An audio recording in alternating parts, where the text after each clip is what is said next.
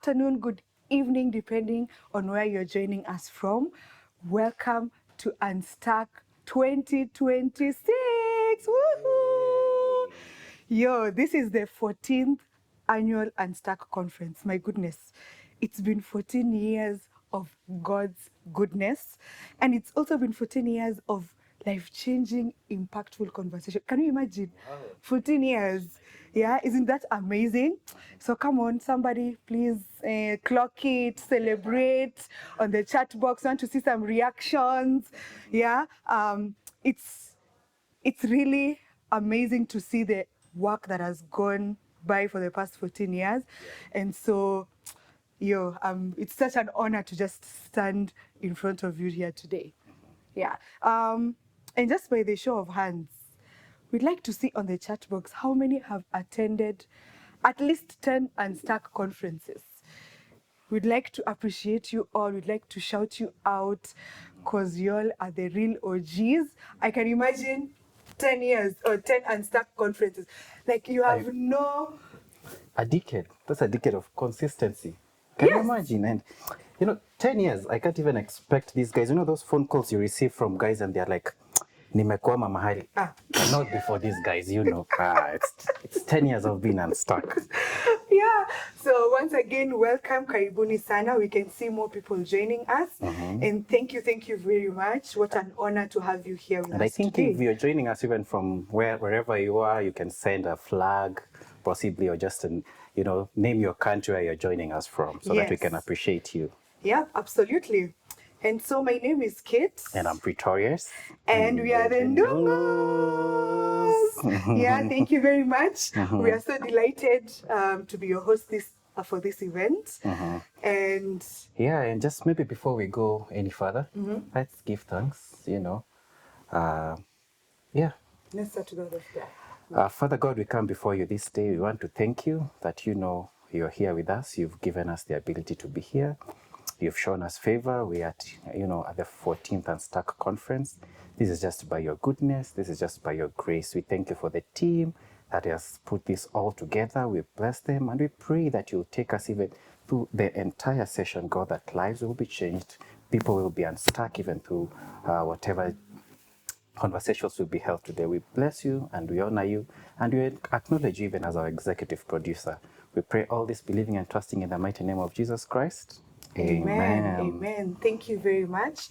And just allow me to share a bit about the Unstuck Conference. Okay. So this is an annual convention that brings together marketplace leaders with the aim of equipping you with the necessary tools and knowledge to get you unstuck and to inspire movement in your leadership journey. So this conference is held annually in August and is convened by Kingdom Business Solutions, which is a faith-based organization that seeks to influence and impact the culture of the marketplace through different platforms. And to help us keep everything flowing smoothly today, here are just a few house rules. One is today's webinar is being recorded, so you can revisit the content later and gain more insights. Two is feel free to share your comments, your feedback, your reactions, your emojis, your aririris, your takeaways in the chat box as we go along. We'd like you to engage. It's a safe space. And lastly, the event features addresses from none other than our convener. Come on, somebody. Yeah. And we also have an amazing guest keynote speaker, followed by 2 engaging, powerful panel discussions. So stay with us to catch it all. Yeah, without further much ado, now let's dive right into what has gathered us all here. This year's theme for the Unstuck Conference is Unstucking Stories, Millennials and Gen Zs in Conversation. And, just thinking about it, I remember we went for one of the Fearless Summit gathering by Mavuno Church, and that was in 2024. And there was an interesting conversation by Pastor Bato. And I think that session was touching on discipling youth for generational resilience. And I like how she brought the perspective of, it looks like there's a question that each generation is trying to answer, which was they'll bring it from even a faith-based perspective. Yeah. I think, would you care maybe just to share with us something about that? Yeah, sure. So one of the interesting things about generations is that every generation is shaped by the world it inherited. Okay. So that means the economy they entered, the leaders they saw, the technology, the church they experienced, and even the pain that they survived. And because of that, every generation ends up asking a different question. Okay. But something more interesting that I learned is that there's a theory called the seculum theory. Hey.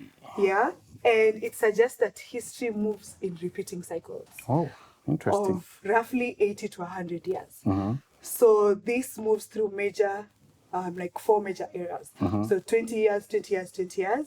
So 4 of them make up like a cycle of 80 years. Oh, all right. And how these eras look like, it revolves around stability, an awakening, Okay. an unraveling, and a crisis. And each generation is shaped by the era that it grows up in. All right. So one generation is building systems, the next generation is questioning them, another watches the systems being weakened, and then another is forced to build. Like, can you imagine? Yeah? Yeah, I think that's interesting. And maybe, don't you think that's why they say maybe, history doesn't repeat itself, humans do? What do you think? I think so. That pattern doesn't live in history, it lives in people? Well, yeah, that's a really good insight, I think, if you ask me. And maybe before we can get unstuck, we need to understand what got everyone here. Today we are speaking about millennials and Gen Zs. Yeah. So take us back while keeping it short and sweet. Definitely. So we'll start with way back from 1946 to 1964. Okay. And these are the baby boomers. And this was a time in the world where the world was recovering from wars and colonialism and instability. Okay. But more so, we saw a rise of Christian apologetics. So like the likes of Ravi Zacharias, the late. Okay. So they wrote a lot of apologetics. And the question they were asking themselves was, what is true?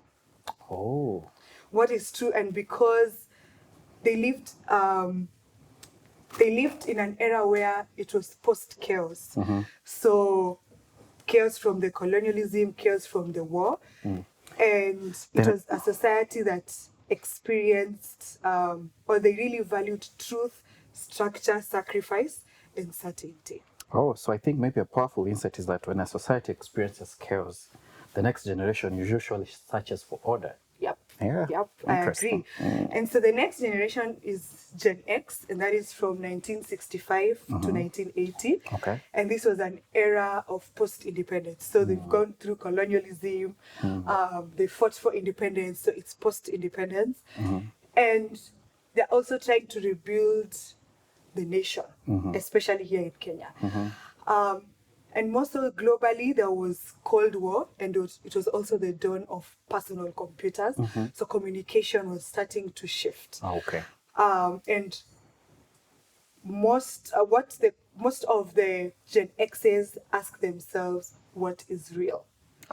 So the boomers created all these systems, but the Gen X's were like, okay, so these systems look like they are very motaratara, but what is real? And this system real, So what they valued is authenticity, resilience, and independence. Okay. So maybe, if I hear you correctly, you're saying maybe the insight from this generation is that when systems disappoint people, the next generation becomes skeptical. Yeah. Yeah. Interesting. Yeah. And the next generation, which is our generation, is the Millennials. Woohoo! And these Millennials were born between 1981 to 1996. Now, this was an interesting period because we saw the rise of the internet, mobile phones, social media. We saw Facebook, MySpace, and all that. But we also experienced post-election violence here in Kenya. Then we also had multi-party democracy. But on a Christian angle, there was a lot of charity work. Okay. Yeah. And so the question that most millennials ask is, what is good? And this stems from after the skepticism and the emotional distance, people begin to search for meaning and goodness. And so this generation, we really value purpose, impact, and meaningful change. So when people, you're saying they grow tired of cynicism, they begin searching for purpose. Yeah. Ah. And lastly, which is the Gen Z, and these were people born between 1997 to 2015. They were born into a world that is very technologically prevalent. And there are people who are highly tech savvy, they're interconnected, they use social media as a powerful tool for activism and political engagement, but they also experienced COVID-19 and a lot of unemployment. And corruption fatigue. And so Gen Zs, the question that they're asking themselves is, what is beautiful? Okay. And how beautiful looks to them, a beautiful society to them looks like a society that is just, a society that is diverse, a society that is inclusive, Okay. you know? And before they know, they have to know that you care before they care about what you know. So even when we're inviting Gen Zs into church and having conversations about God and religion, they first need to know that you care about something before they start caring about what you're telling them. Yeah. I think now for this generation, when they've grown up being surrounded by performance, they begin craving for genuineness. Yes. Yeah. And Okay. authenticity. Okay. Yeah, and so having learned all this, I think the goal here is for generations to understand each other well enough to build the future together. Yeah. Absolutely, I agree with you, and thanks for that, elaboration and breakdown for us. And I hope, I know some of these things will be broken down probably in the conversations to come. And I think it's amazing that today's conversations will not just be among millennials and Gen Zs, but involves other generations as well, right? Yes, I agree. And as a matter of fact, for most millennials, their parents are baby boomers. And Gen Zs are being parented by most Gen Xs. Yeah. So it's really a much needed intergenerational conversation. So while we are also just speaking about millennials and Gen Zs, the conversation is very much relevant for the other previous generations. Yeah. Yeah. Thank you for that. And I think, ladies and gentlemen, I hope you're ready for today. And even as we're about to hear from our very own convener of this conference. And let me tell you something, you'd be like, some things when you need to do, you just like, get ready. This woman is a visionary leader, a provocative thinker, storyteller, and an entrepreneur. She serves as the CEO of Kingdom Business Solutions and is an ICF certified executive leadership, life coach, ordained minister, author, mentor, speaker, and she's also a mother and a grandmother to a very lovely young daughter. She pastors the Mavuno Marketplace movement, which is a core gift of unlocking potential and helping individuals integrate purpose across every area of life: spirit, soul, body, relationships, finances, and leadership. Through platforms such as Purpose and Leadership Forum, UNSTUCK Conference and Masterclass, Women Rising, Men Impacting Differently, KBS Youth, and the annual Thanksgiving and Reflection Retreat, she equips individuals, families, and organizations to bring visions to life. She also hosts the Legacy Table by Just Angie, a weekly digital show airing every Thursday on YouTube and Facebook. She's the author of Inspired for Significance, The Real You, Raw, and the PLF Manual, available in select bookstores and across major online platforms. A warm round of applause for Pastor Apostle Angie Murenga. Welcome.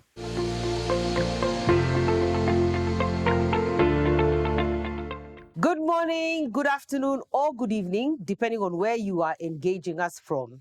Welcome to Unstuck 2026, which is our 14th event. Can you imagine 14?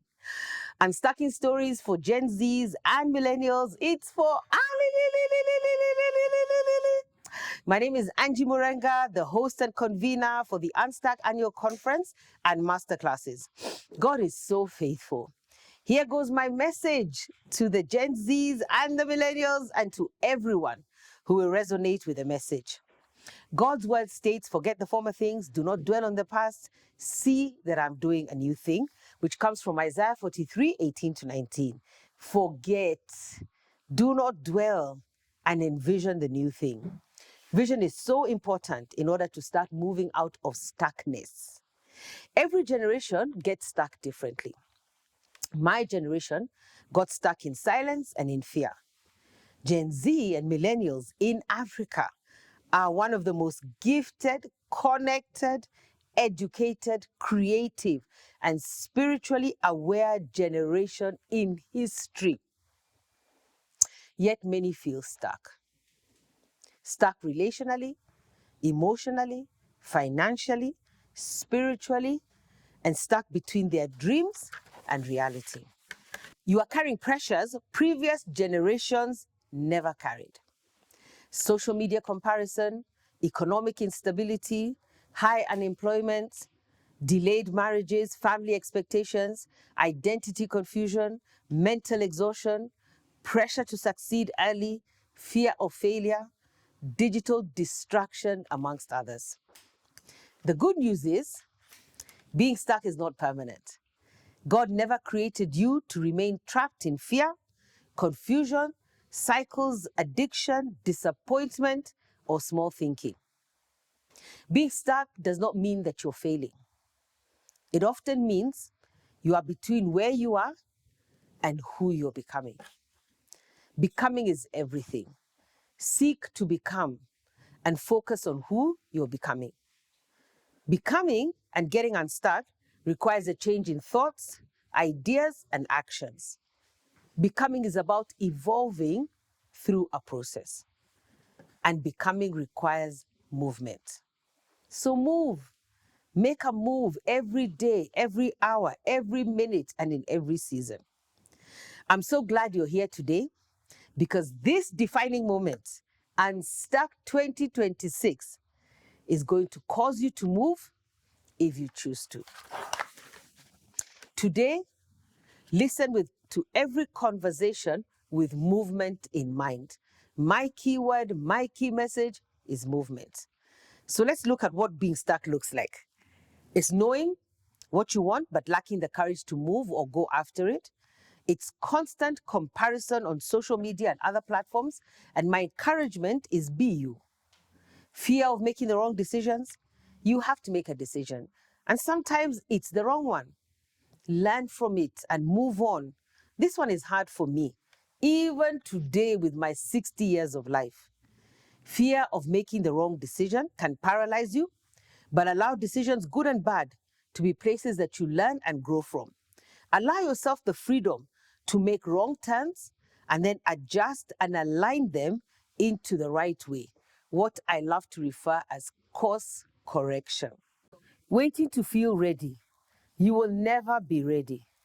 I wish I dared more, so learn from me and dare. Move even when you're not ready. You'll become ready on the assignment. Move with others. You don't have to do it alone. Burnout. Nothing is built in a day. That's it. I could stay there for 1 hour. Nothing is built in a day. Learn to rest and pace yourself. The race is not to the swift, but time and chance happen to us all and happen for us all. Disappointment after failure and or getting stuck after failure. Failure is part of life. Embrace it. You will fail many times. Overcome the fear of failure. Fail and get up. Share your failures with others because this disempowers the failure. Coach and mentor and lead others away from the failure. Those who created air mobility, electricity, and so on failed so many times. But they kept going and learned from their failures. Ask yourself and reflect on what did I learn from this failure. Delayed dreams. You're the only one who can take action towards fulfilling your dreams, so make a move. Living in survival mode, we were created to thrive and to flourish. So develop a 3 to 5 point strategy on this. What's on the other side of survival? How do you apply yourself to cross the line into thriving and flourishing? How have others done it? You need to read books. You have so much information in your generation. How have others done it? Because if others have done it, then it's possible for you. How do you need to work on yourself to move and to get unstuck? Feeling spiritually disconnected. Spiritual reconnection to God will get you moving. Why? Because God created us with purpose, and this purpose is about abundance, thriving, and flourishing. The direction of my life changed once I reconnected to God. Overthinking everything. Stop overthinking. Instead, create steps to moving. Getting unstuck is all about movement. Making a move in the direction of vision and purpose. I want you to think and reflect. What moves do I need to make? Write them down and add to this list who will hold you accountable to move. I wanted to share some of my unstucking stories and things that I did afraid. I quit my job to go into full-time ministry. Starting everything that I do today without a clear blueprint, just a deep conviction. Unstuck, Women Rising, MID, the Purpose and Leadership Forum, the Just Angie Legacy Table, We Must Be Married, the Thanksgiving and Reflection Retreat, KBS youth events and experiences. Sharing my stories, my learnings, my strategies through the books I've written, the PLF Manual, The Real You, Raw and Inspired for Significance. Leading and coaching others when I did not feel adequate. Now, because of making that step, I coach individuals, families, organizations, and visions to life. Ending my marriage, which was both a win and a loss. Coming back home from living abroad. Obedience to God's instructions, perceptions, and direction. Rebuilding after disappointment and rejection. Choosing to focus on divine purpose versus the strong desire to quit and end it all. Feeling late, but trusting in God's timing.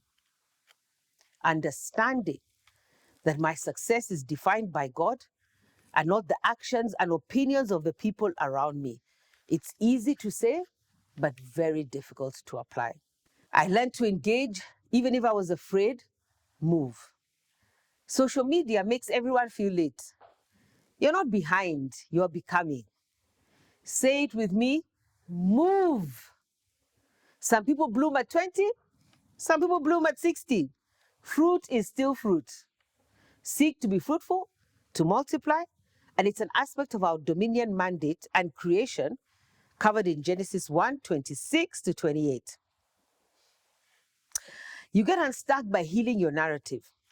Many people secretly believe I am not enough. You are enough. There was a season in my life when that was the word, and it's yours too. I missed my chances. Never ever. My chances are still coming, and I'm 60. You have many chances coming to you. Everyone else is ahead. Everyone is where they are meant to be. I'm going to repeat that one. Everyone else is ahead. No. Everyone is where they are meant to be. Focus and get to where you sense you are meant to be. Take your time and understand that there are seasons to run, to walk, and to soar. That comes from Isaiah 40, verse 31. I need to cover up my pain with my achievements. No, you need to seek healing and be intentional. I failed. Failure is a position to get up from. And say it with me, move. Gain a godly perspective. Success is decided by God. You need the presence of God and others. We are created for relationship. Relate and do not isolate. And we need to put that on a t-shirt. Relate and do not isolate. Not every stuck season needs a miracle. Some need healing, rest, clarity, and community. You get unstuck through small, consistent actions. There is no pressure to become successful instantly. Your future is not built in viral moments. It is built in repeated disciplines. Consistency is the name of the movement game. What you action, how you pray, sitting down with your vision, thoughts, ideas, and creating strategies and plans. Accountability, you need someone to hold you accountable. Being vulnerable and authentic, even with yourself, especially with yourself. And then healing actively. Healing is active. You must take action on how I'm going to heal. The scripture says, do not despise the days of small beginnings. Start small and be consistent. You get stuck when your identity is bigger than your current season.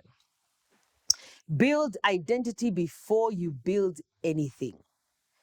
Your God-ordained identity must come before visibility. You must know who you are before God gives you visibility. Likes are not identity. Followers are not purpose. Visibility is not value. Stop trying to become and to go viral. Instead, become and learn how valuable you are and how to be valuable. Do not conform to the patterns of this world, but be transformed by the renewing of your mind, which comes from Romans 12:2. You need to discover who you are spiritually and what matters eternally. Why you are created, which is purpose, discovered through service, growth, obedience, and consistency. You need to discover what values guide you in all 8 aspects of life: spirit, soul, body, social, financial, professional, as a leader, and even in different geographical locations. What culture do you want to create and live by? Why and what are you building? Become a problem solver and build skills. How to create wealth that outlives you. Gain the correct money mindset. Your thoughts, cultures, and values on spirituality, wealth creation, marriage, family, relationships, purpose, and leadership. You need to discover your patterns, your seasons, your cycles, your rhythms. Identify your distractions and addictions. How to grow and develop as a leader. How to quieten your soul to hear God. What actions you need to take, or what actions do you need to take in order to move and get unstuck? There are 4 pillars that I live by, but today I want to speak on the pillar of relationships as is connected to getting unstuck. So let's explore challenges in relationships: fear of commitment, broken families and absent fathers, trauma from toxic relationships, including parenting, delayed marriage, unrealistic expectations and pressure from social media, isolation despite constant online interaction, difficulty maintaining healthy friendships, and the pressure to look successful. Many are emotionally wounded, but pretending to be okay. It's okay not to be okay as long as you're making steps to healing at your pace, in your space, and in your time.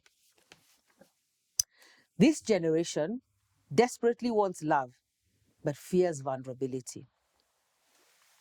Therefore, find and create spaces and people who you can be vulnerable with and be a problem solver. Part of getting unstuck is to be a problem solver.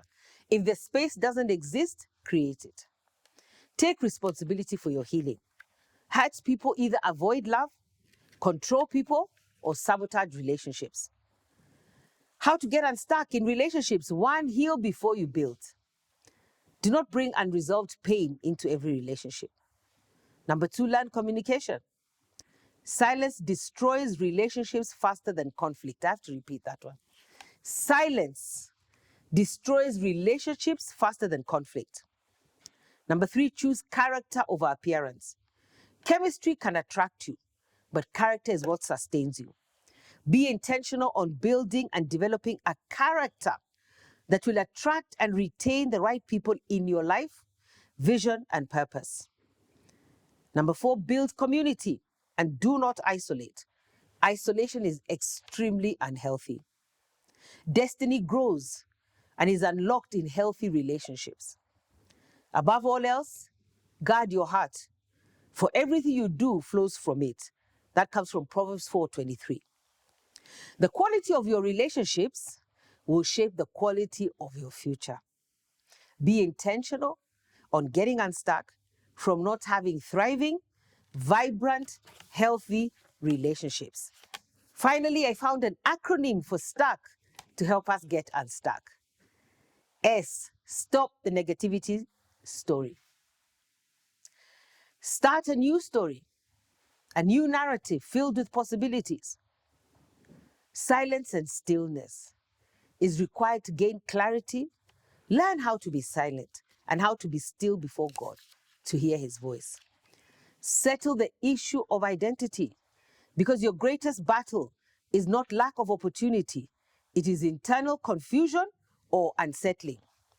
Stop waiting for perfect conditions. Start small, start now, and be consistent. Skills are everything. Do you see someone skilled in their work? They will serve before kings. Coming from Proverbs 22:29. Develop and build on your skills daily. T, take one small step. You have to make a move. Every day, every hour, every season, every cycle, normalize movements. Change your habits. Your future is built on what you do consistently over time. Discipline will take you further than inspiration. One application, one business idea, one apology, one prayer, one course, one conversation. Understand your season. You understand your season. Understand your patterns, your cycles, your rhythms, your triggers, your seasons. And then there's what to do in each season. For example, you could be in a season of rest, planning, building, developing new skills, reflection, transition, change. All those seasons require you to do different things and for you to engage the season differently. See, connect to the right people. Oh my goodness, connect with the right people. The right people will motivate the movement. Show me your friends and I'll show you your future. You need older people, people your age, younger people, a good mix of people. Mentors, coaches, trainers, teachers, and role models. Acceleration often comes through wisdom transfer. K, keep moving. Movement is everything. Some of you are one decision away from movement, one conversation away from healing, one act of courage away from a new chapter. You are not behind. You are not forgotten. You are not disqualified. You are not too late. You're not too young. You are not too broken. You may feel stuck today, but stuck is not your destiny. Your generation will arise and you will not remain stuck. Again, if you choose to. I sense very strongly that God is raising a generation in East Africa and Africa that is spiritually grounded, financially wise, emotionally healthy, purpose-driven, and transformational in leadership. The question is not whether opportunities exist. The question is whether you will rise beyond fear, distraction, pain, comparison, and seize the movement moment. You do not need to have your whole life figured out. You do not need to become famous to become impactful. You just need enough faith for the next step. You just need enough faith to take the next step. Africa's future belongs to innovators, creators, digital entrepreneurs, farmers, tech builders, consultants, and solution providers, thinkers, and those who dare to move beyond their circle of influence.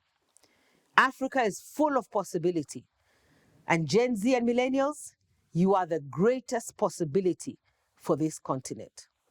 May God guide you, direct, and give you his incredible grace and favor. I decree and declare to you, Gen Z and Millennials, it is your time and season to arise and shine, for your light has come, according to Isaiah 60, verse 1. It's time to move and get unstuck. Say it with me, move. Welcome to Unstuck 2026. We have an amazing array of guests for you. We have another keynote speaker. We have 2 different panels made up of Gen Z and Millennials. So your conversations, I'm looking forward to hearing them as well. So engage with us and ask us questions, respond. And I really pray and know that this is your unstucking season. God bless you. It is my great privilege to introduce our next keynote speaker. He's a dear friend. He really is a dear friend. We've done a lot together, and I'm so proud and so grateful to call him my friend. So your next speaker is Dr. Oscar Githua.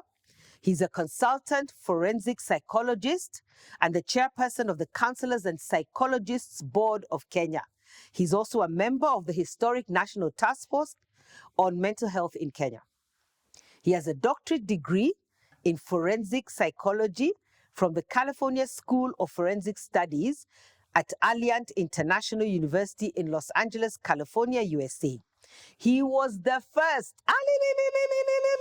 he was the first forensic psychologist in Kenya and the wider East and Central African regions. Dr. Oscar is a PCV expert and one of the authorities in psychological trauma of extremism in East Africa.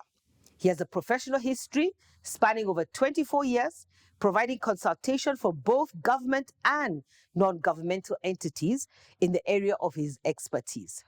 He also serves on the boards of professional organizations in Kenya. Dr. Oscar is a renowned speaker and has been part of many events focusing on men and their mental health and wellness, navigating their lives more meaningfully, and what makes them be a major contributor to problems in their relationships, their families, and their communities.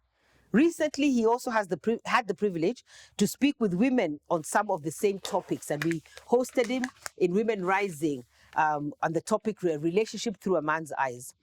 His insights are drawn from years of working in the darkest corners of humanity, specifically with criminals, gang members, cult leaders, and terrorists, most of whom have been men. He brings a refreshing, sometimes shocking, but reflective perspective on the subject to the table. He has been featured numerous times on both local and international media, speaking about mental health, prevention, and countering violent extremism, as well as peace building. Dr. Oscar was awarded as one of the top 40 under 40 men in Kenya for 2014-2015 for his contribution in the field of psychology in Kenya. He's a husband, father, son, brother, and lifelong learner. Welcome to Unstuck 2026, Dr. Oscar Githua.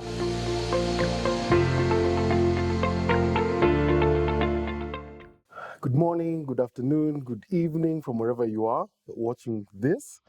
I first of all want to thank our Heavenly Father and Almighty God for the gift of life, the gift of revelation, and the ability to be here for yet another year in the UNSTUCK Conference 2026. It's such an amazing thing to be here. Also, thank you, Apostle Angie and your team, the whole team for the UNSTUCK 2026 conference. Thank you so much. It's an incredible time for all of us to hear and learn from each other. I'm here to listen to everyone, and I hope that the thoughts I have will be edifying to a few of the people who listen at least. It's really an honor for me to be here, and I'm grateful from the bottom of my heart for this very rare opportunity. It's very rare that I get called to speak at such an event, but I really try my best to speak and also to reflect on who Millennials and Gen Zs are from a psychological perspective. This year's UNSTUCK Conference theme, as you know, is Millennials and Gen Zs in conversation. And I hope we can be able to capture who they are, what they stand for. And because we don't have enough time to do all of that, I'm going to structure it in a very unique way. So to do that, I titled my thoughts for today, Understanding Millennials and Gen Z, the Psychological Landscape Shaping a New Human Era. As I start, I'd like to begin with a very simple but important thought. Every generation becomes an answer to the world that raised it. The children of war become disciplined. The children of scarcity become cautious. The children of instability become very adaptive. And the children of the digital age become psychologically exposed in ways humanity was never intended to be or has ever experienced before. Today, when we speak about millennials and Gen Zs, we're not merely discussing trends or their slang, social media habits, or workplace preferences, but we're going to be going a bit deeper, thinking about what is their identity? How do they picture belonging? What is their emotional health? How do they frame meaning? And how do they conduct relationships? And what it also means to become human in a rapidly changing world. We'll also look at how they view spirituality and how God features in their life. Many of us sometimes look at younger generations and ask, why are they so different? Excuse me. Why can't they be like the rest of us? In our days, we used to do this and that. Then when we look at them, we get confused. Why are they the way they are? So fast paced. But maybe the better question is, what kind of world shaped them? What kind of world shaped them into who they are today? Because generations are not random or merely a collection of age groups, they're psychological adaptations to the environments people repeatedly experience.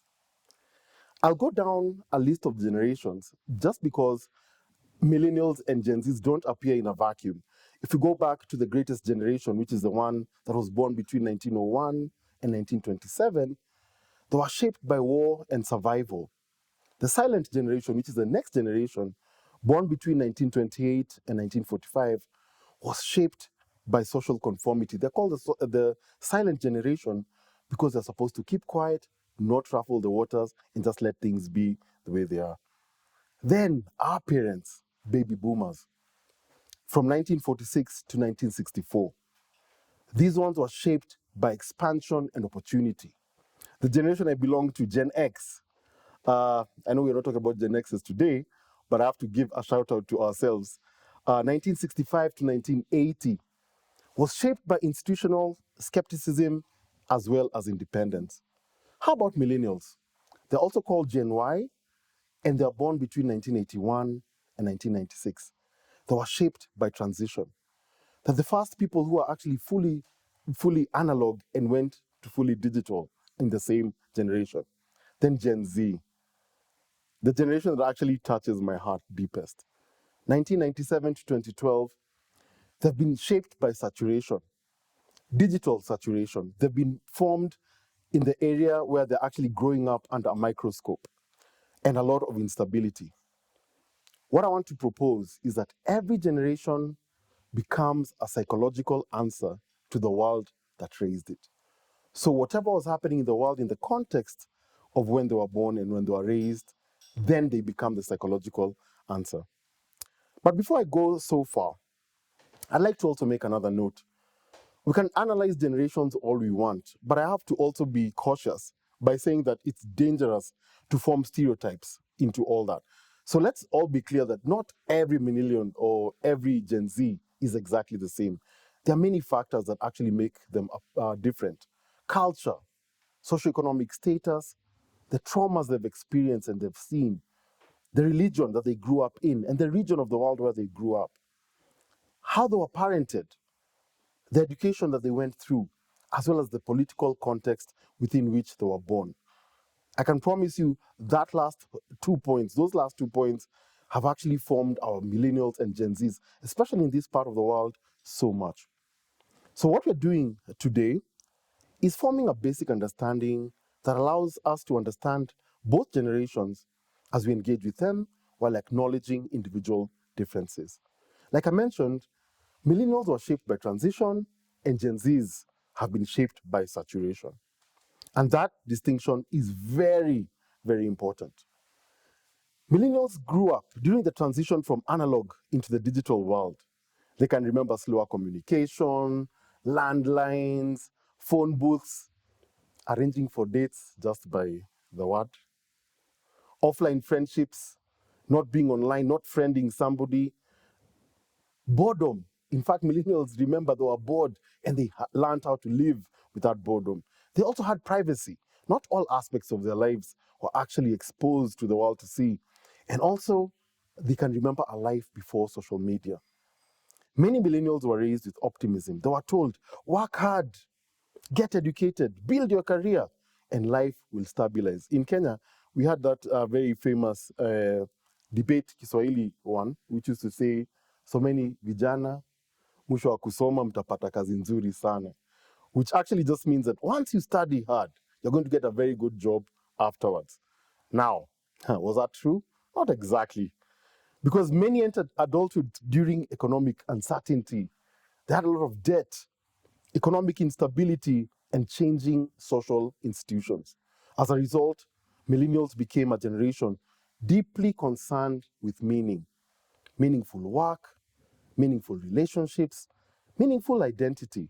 They help to normalize conversations around therapy because Gen Xers, I can promise you, we never did that. Emotional openness, burnout, and mental health. Psychologically, millennials often ask, who am I? Who do I want to become? And that's a question they've actually challenged other generations to ask. But the question is, should they be asking that question? Gen Zs, however, developed inside a completely different psychological environment. They did not adapt to technology. They were actually born into it. For many Gen Zs, smartphones existed throughout their childhood. Social media shaped their adolescence, and online visibility became intertwined with identity formation itself. Previous generations developed their identity privately, and God knows that some of us are very lucky that that happened. But Gen Zs increasingly develop identity publicly, which means they do not ask, who am I? But they ask, how am I perceived? How does the world see me? That shift is not a small shift at all. It's actually a psychological revolution. Because social media transformed identity from something privately developed into something publicly performed. And that's very important for us to realize that millennials and Gen Zs are not the same from an identity perspective. They got new pressures, comparison with each other, visibility, relevance, to the extent that you can do something that's not necessarily nice to just remain relevant in the world. Validation and constant exposure. Never before in human history have young people been exposed to so much information, so much stimulation, these many options, and these much comparisons each and every day. But I have to say that from a psychological perspective, human beings were never designed to be psychologically exposed to thousands of opinions about themselves daily. The like button, the hearts, that was never part of our design. It leads to something called psychological overexposure, which means that you have emotional strain trying to keep up with these validations for yourself. Now, does this mean that the generations that are younger are weaker? Not really. They're simply more psychologically exposed. Previous generations often suffered very silently, but younger generations suffer visibly. And visibility should not automatically be mistaken for being fragile at all. I'll look at some aspects very quickly and very briefly of differences and comparisons between the two generations. The first one I'll look at is identity. How do they identify themselves? When it comes to identity, millennials often viewed identity as something you discover over time. That's why you're told, discover your purpose. Books like A Purpose-Driven Life, those things were all written to actually cater to a millennial mind. But for Gen Zs, increasingly experience identity as something visible. You become in the moment, and it's not something you aspire to. It's something that you're doing currently. Millennials pursued identity, but Gen Zs manage identity exposure. That means that they're actually performing on a daily. So when a Gen Z wakes up in the morning, It's their stage, it's their world, and that's how they're showing up. And the rest of us have to understand that. How about the second thing, family? When it comes to family, millennials were raised with very traditional views of family, and they wanted to keep that. They aspired to have a marriage, stability, career progression, and even home ownership. Gen Zs, that's not what they're looking for. They're looking for emotional safety within their family structure. So it means that for them, they don't see the use for you to be together if they're psychologically unsafe. And that's why terms like toxic parenting, toxic siblings, toxicity is now being injected in families, not because it's a bad thing, but for them, they'd rather be safe and separate than together and also suffering. And that's very important as an evolution of these generations. How do they conduct relationships? Millennials generally embrace emotional openness and partnership. And they believe that when you have a partner in your life, you're supposed to collaborate. But Gen Zs, despite being highly connected digitally, they actually experience greater relational anxiety and emotional caution. Technology has increased communication, but not necessarily emotional intimacy. And that's very important.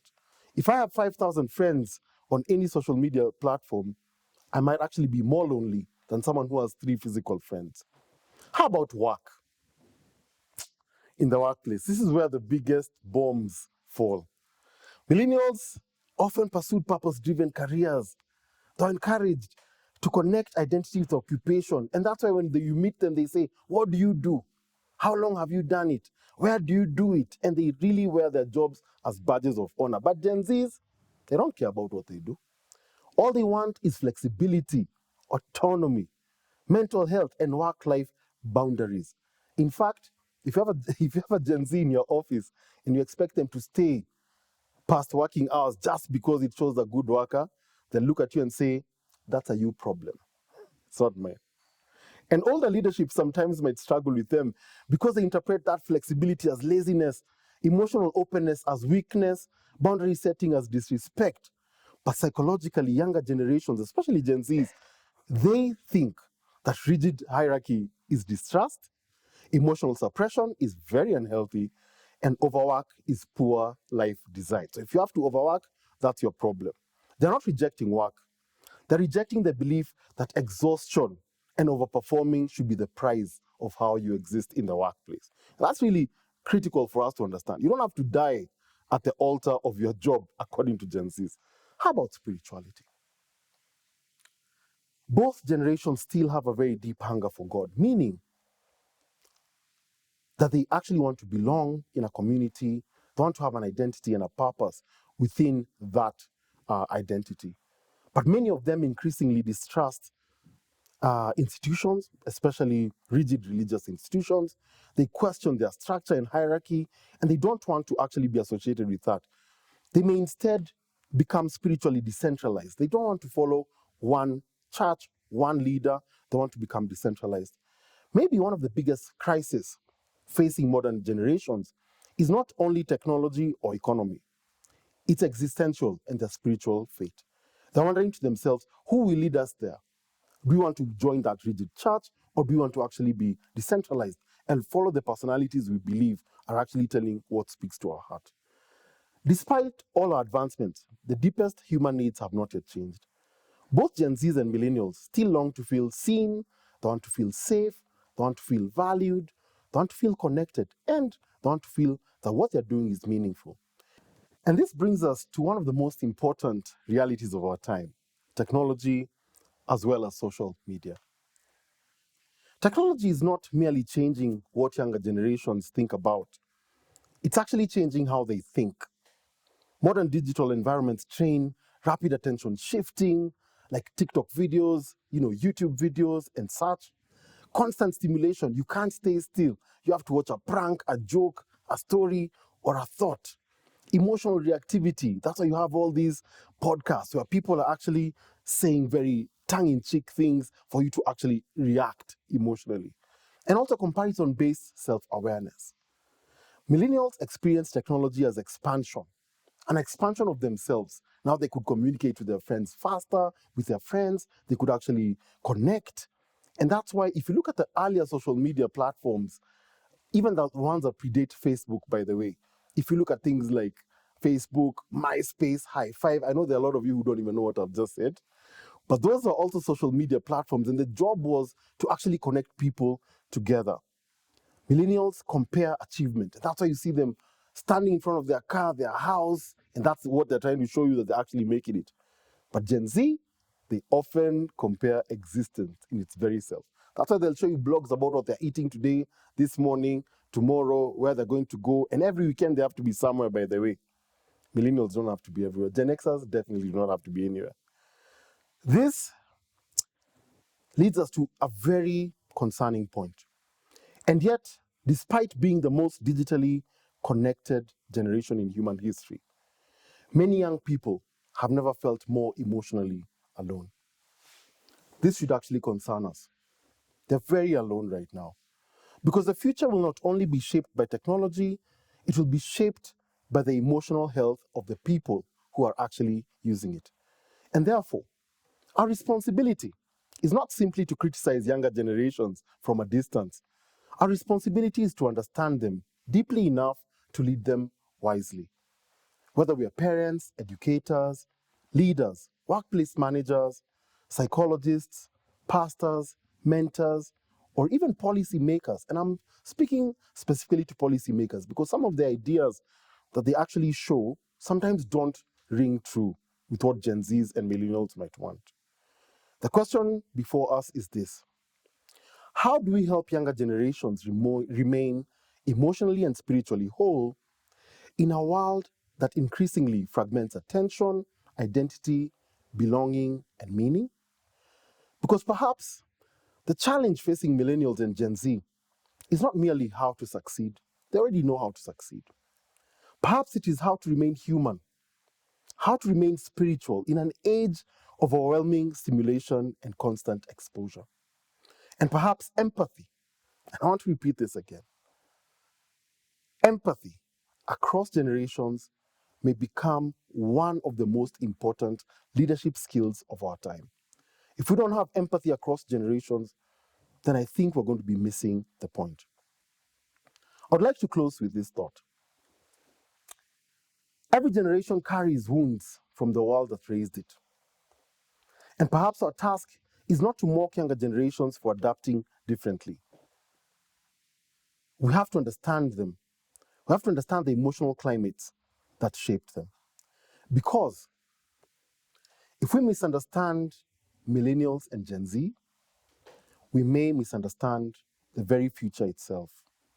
Thank you so much, and may the Lord richly bless each and every one of you. Thank you so much. Wow, thank you so much. Thank you so much, Apostle Angie, and also for Dr. Oscar. That was really powerful.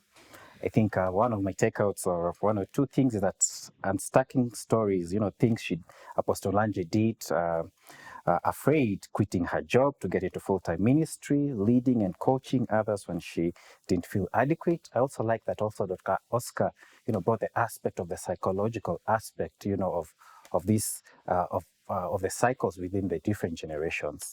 We'll now move into the next section, which is a gentleman section, which will be moderated by one other than David Mahinda. And gentlemen, shall we? Good morning, everyone. My name is David Mahinda. I'll be your moderator for today's conversation. I'm joined today by an amazing panel of gentlemen across two generations, both Gen Z and Millennials. So I'm interested to see what we have to say. We'll be having a conversation around unstucking stories. Again, a conversation across generations. So feel free to speak openly, speak from the heart. I'll let them introduce themselves. We'll start at the end with Mushiri. My name is Mushiri Gashugu. I'm a son, a brother, a friend, and a leader. And it's a pleasure to be here. Looking forward to this conversation. Thank you. Steve Kipkoti. I'm a husband, I'm a brother, I'm a son. And I'm happy to be part of this conversation to discuss what's affecting Gen Zs and Millennials. Thank you. My name is Justin Dongo.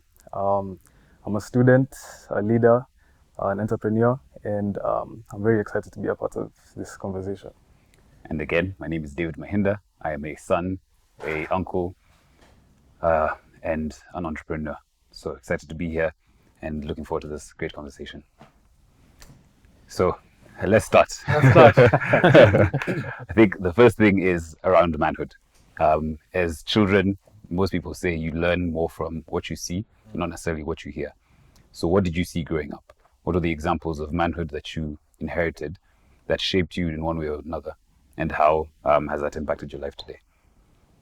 We can start with you, Steve, and we'll go to Mashiri. Yeah, thank you.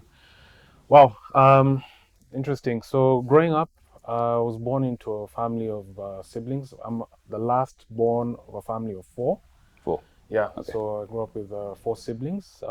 Unfortunately, 2 of them passed away just throughout the journey of life. But being part of that group of siblings, I think there's a saying that says no child ever has the same parents, and no parent ever has the same children, right? Yeah. Because of the dynamics that go into that. I think I had a privilege of having my dad present, and I felt the love of a father. Yes. So growing up for me, manhood was seeing my dad provide for the family, take leadership in his society or in his community or sphere of influence. Yeah. He was the breadwinner from his family, and he demonstrated for me. I was seeing him growing up. I saw him struggle to provide, to take the risks to make a provision for our future. And for me, I think that really impressed on me the responsibility or the ethics of taking up responsibility, and also being available for those who depend on you, whether you chose them or they chose you. Yeah, so that's my experience. Can go to you, Mashiri. For me, I think I share the same sentiment as Steve. My dad was very present, and I think actually my first experience with manhood was him giving of himself, because he was always there. He was always, school meetings, when he'd be called to school, when I'm sick, when we needed to play with him, he was always present. So I think just seeing that, I understood that a man gives of himself to those he cares about. So that would be my first experience with manhood. Okay. And Dungu? I think for me, I'm privileged to say the same thing, that I've had a present father all my life, someone who I can look up to, who I can say, this is the kind of person I want to be. Yeah. And I think for me, I've seen manhood as a couple of things, but one of them is I've always viewed a man as a protector. I've always viewed a man as someone who's strong, someone who has strength. Yeah. So so as far as we are now, I feel like that's a kind of direction I'm trying to take, to be strong. Yeah. And that's my experience with manhood. Actually, that's quite impressive. All men here have had present fathers. That's something to be celebrated. Yeah. And also not taken for granted. Yeah, absolutely. You've mentioned a few things that stood out to me. Sacrifice being one, taking risks, provision, protection. I think those are all things, and I also share that same sentiment.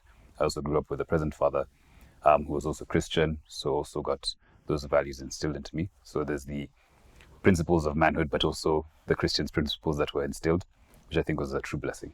Yeah, absolutely. Yeah. Very fortunate. Yeah, honestly, quite. But let's dig a bit deeper into that.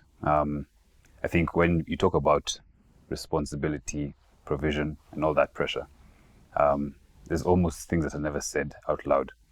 So for you, as Millennials and Gen Z, what are you carrying right now that people in the room have never heard, probably never heard? Or what expectations, besides the ones you've mentioned at the beginning? It's a very interesting one. If I'll try go at it first, actually. I think you're right. The responsibility, provision, pressure, synonymous themes that almost you becoming a man, It you're is ingrained. You're ingrained and into you. innately Yes. imbued with those sort of values or themes. I think one thing that goes unmentioned a lot is sentiment. The ability to connect with your sentiments, your emotions, and what makes you vulnerable as a man. Yeah, I think that's a bit difficult. Most men don't. When men get together, they'll talk about conquests. They'll talk about things that The accolades. exactly, things that can relate to trophies. A man men are normally socialized to relate around success. So things around failure, things around vulnerability, things around adversity, men would like to conceal, in a sense that men, I like what you said, men are almost designed to protect. So they protect everyone around them, but more so they want to protect themselves. Yes. So most Your men, image as well. exactly. Yes. A man, if I was to liken it to someone wearing an armor, a man will not show you the chink in his armor where he was wounded. Yeah, but he'd want to show you where he's invincible. Yes. His shiny helmet. Exactly. Yeah, there we go. So I think there's a way that men rarely or don't in authentically or deliberately connect with their sentiments, their feelings, and necessarily the emotions they carry. Yeah. Sometimes I feel like sometimes they can get neglected. And just adding onto the question as the rest of you answer. Yeah. You also mentioned both fathers were present. What does present mean to you? Good question. Yeah. Feel free, Shu. I think presence, what it means to me, I can only speak from experience, is that someone you can rely on, lean on. It's, I mean, even as I'm speaking now, I'm just thinking about like God, because it's just, you know, he's always there. Yeah. You know that whatever you need, you can always go to him. So I think even for my dad being present in my life, it's always meant that when I have an issue, dad. If this is happening, dad. So I think presence, yeah, like I said, it's just knowing that someone is always there. Yes. And you can rely on them and they will never let you down. Yeah, that reliability I think is a big one, because your father can be present, being able to provide money, school fees, and some fathers consider that being present. But I think that's also changing with this generation. Yeah, that's true. Do anything to add?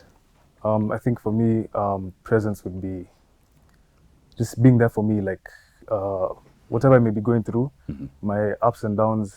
You're there to celebrate with me when I do something that requires celebration. Yeah. When I'm having my downs, Yes. you'll be there for me. And same thing, God is a person to look to, and I'm also privileged to have a father who has been present in that way.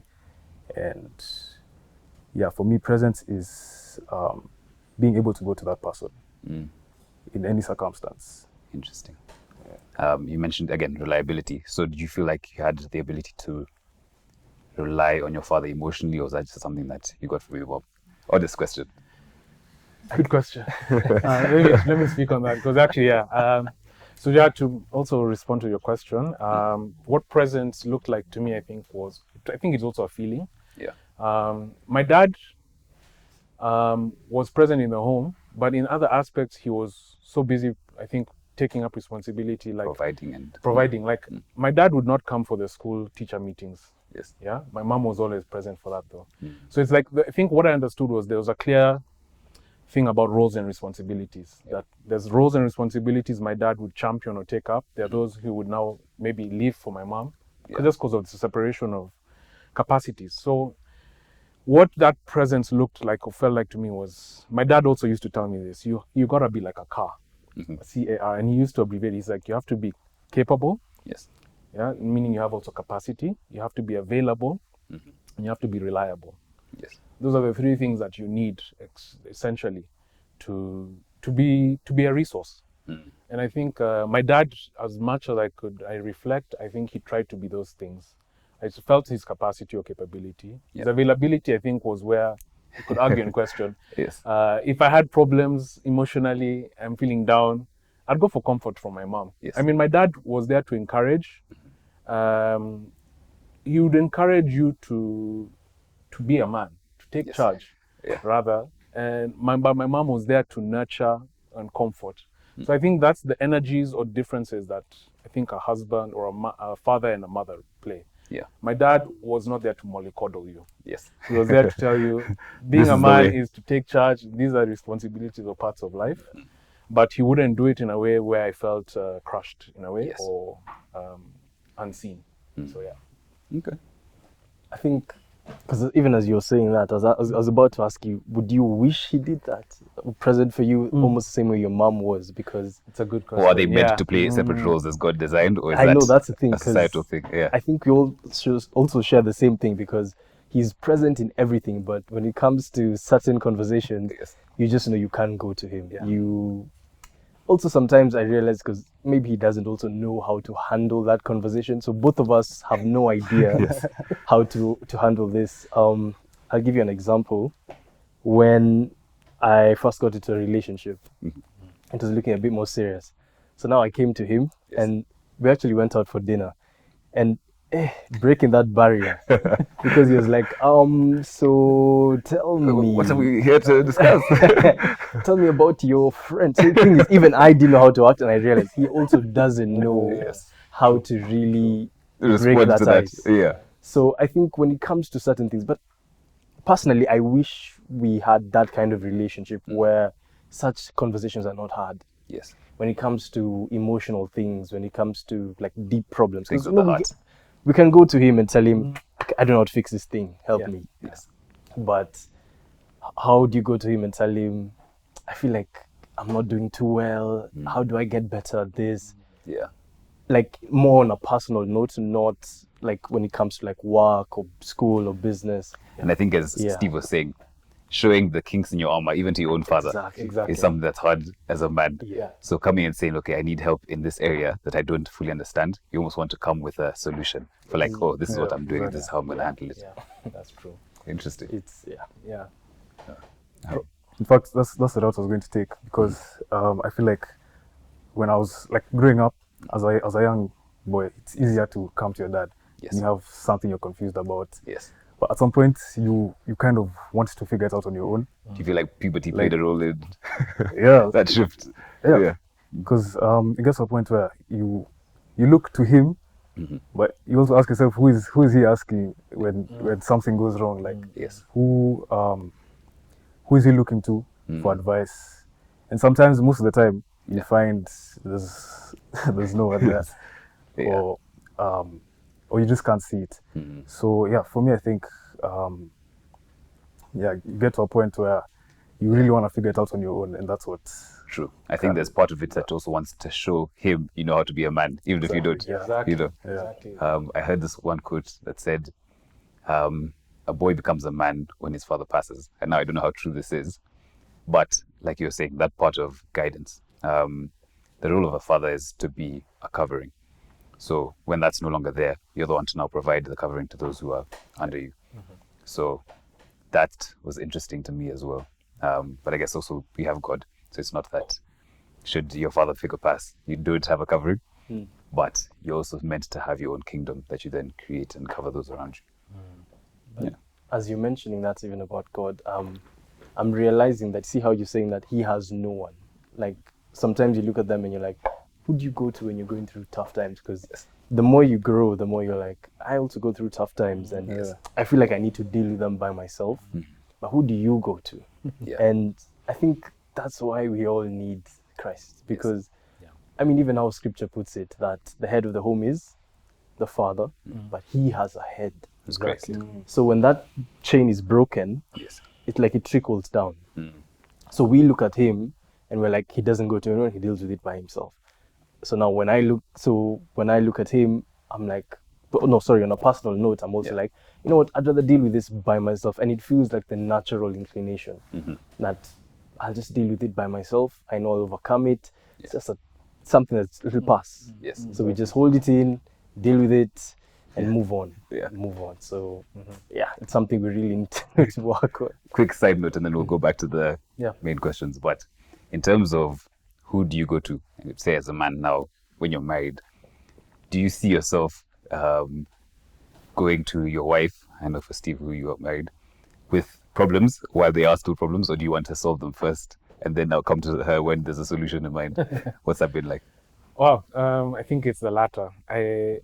And it's that conditioning. You don't want to present a problem without a solution, right? Or having thought through having at least processed some ideas or proposals, right? You have to come with recommendations. Like even a good employee. You want to come like a good employee. You don't just go to escalate problems. You also give solutions as you escalate, right?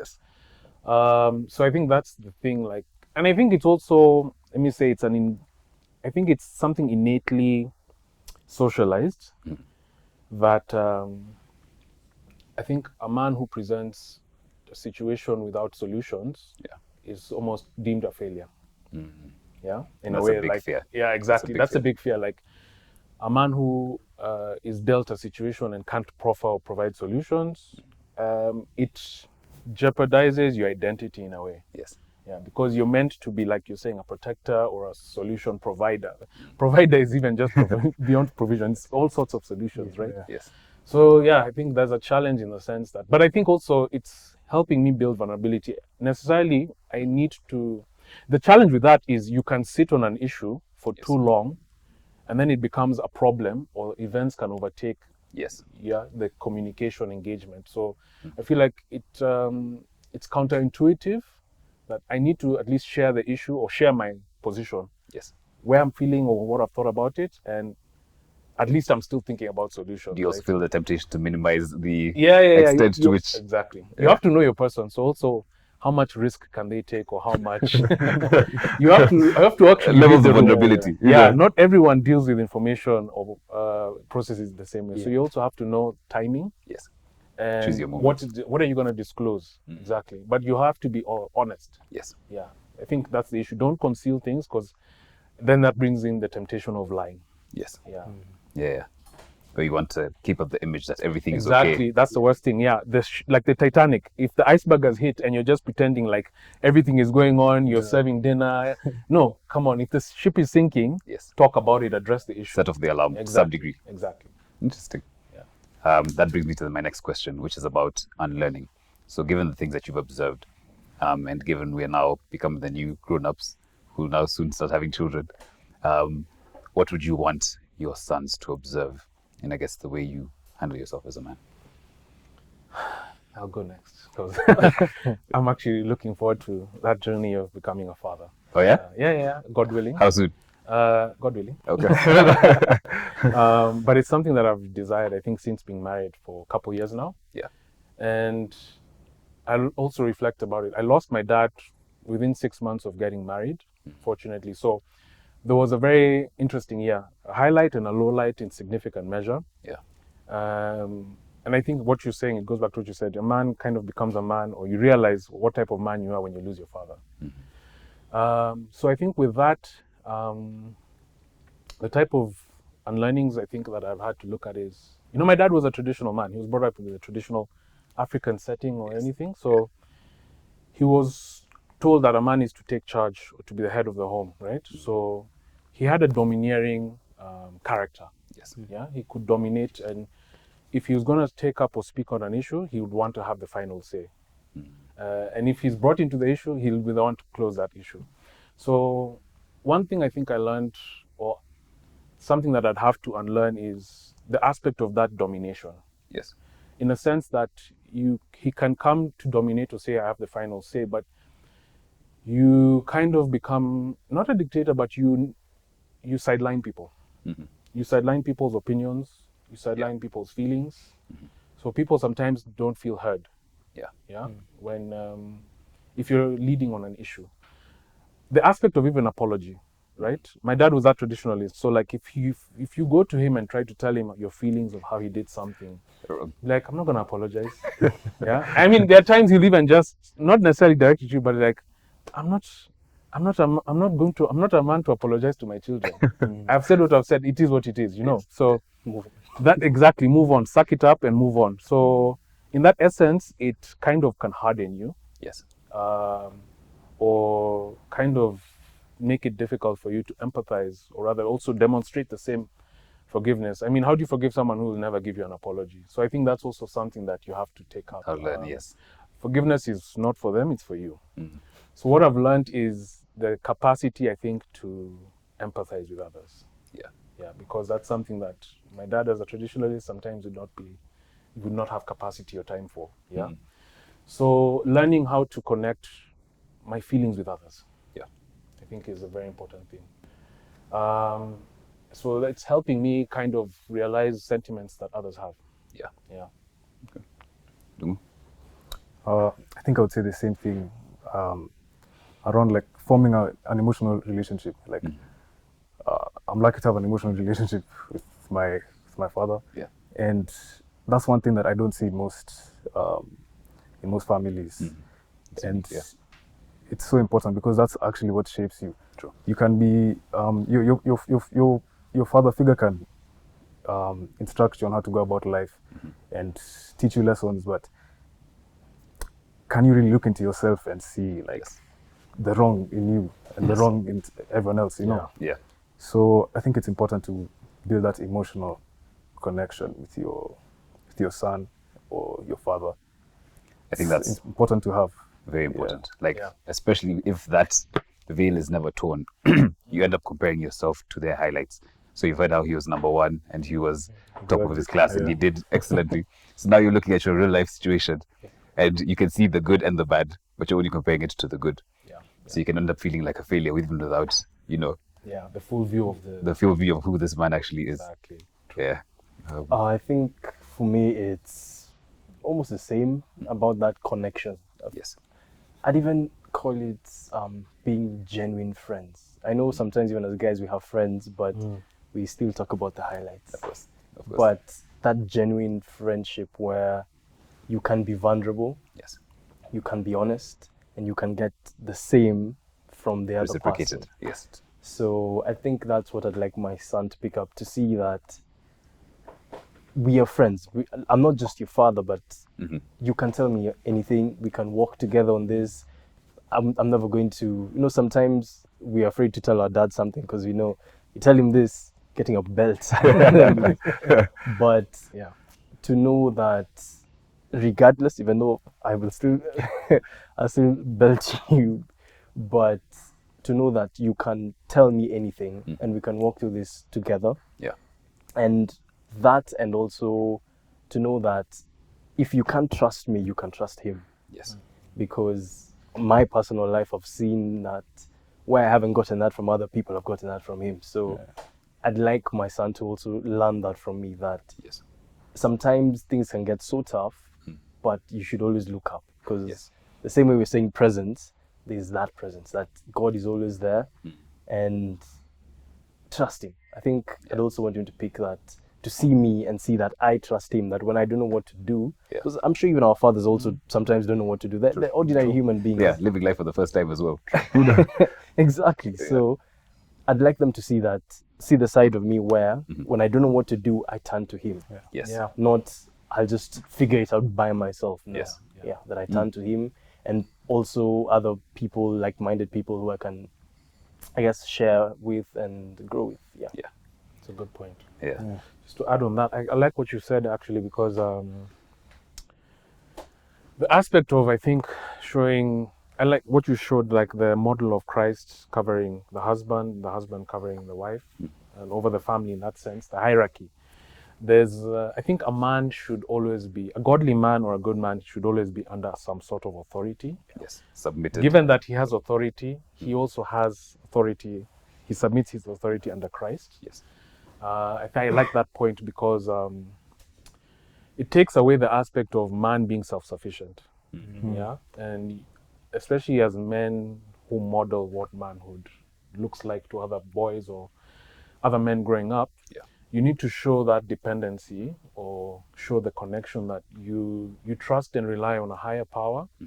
Because like you're saying, who does the go-to person go to? And you question yourself, like, who does this guy go to when I bring my problems? Yes. But I'm sure he relies somewhere. I'm sure he also has a support network somewhere that he goes to when he needs some sort of support. But I think I like that what you've said. It's very important to demonstrate your personal relationship or under submitted authority, because it also shows that just as a man, if you're charged with authority, it doesn't mean you can wield it as you wish. Yes. It's also subjected to a higher authority. Yeah.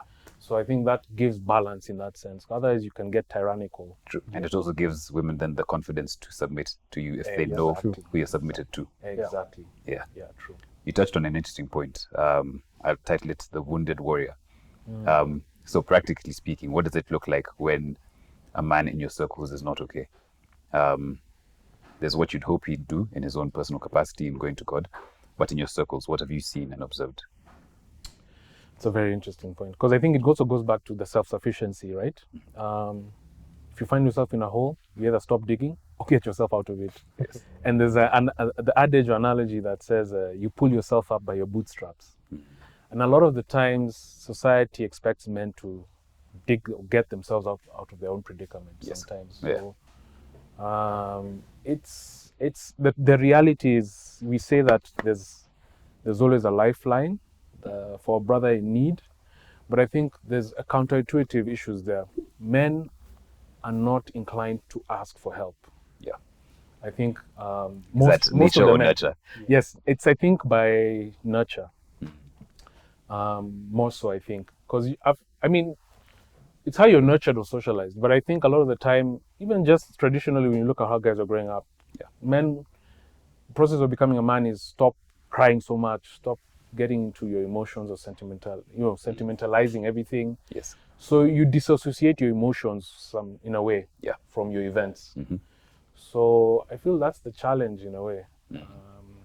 Being able to connect and be bonded with your emotions. Yeah.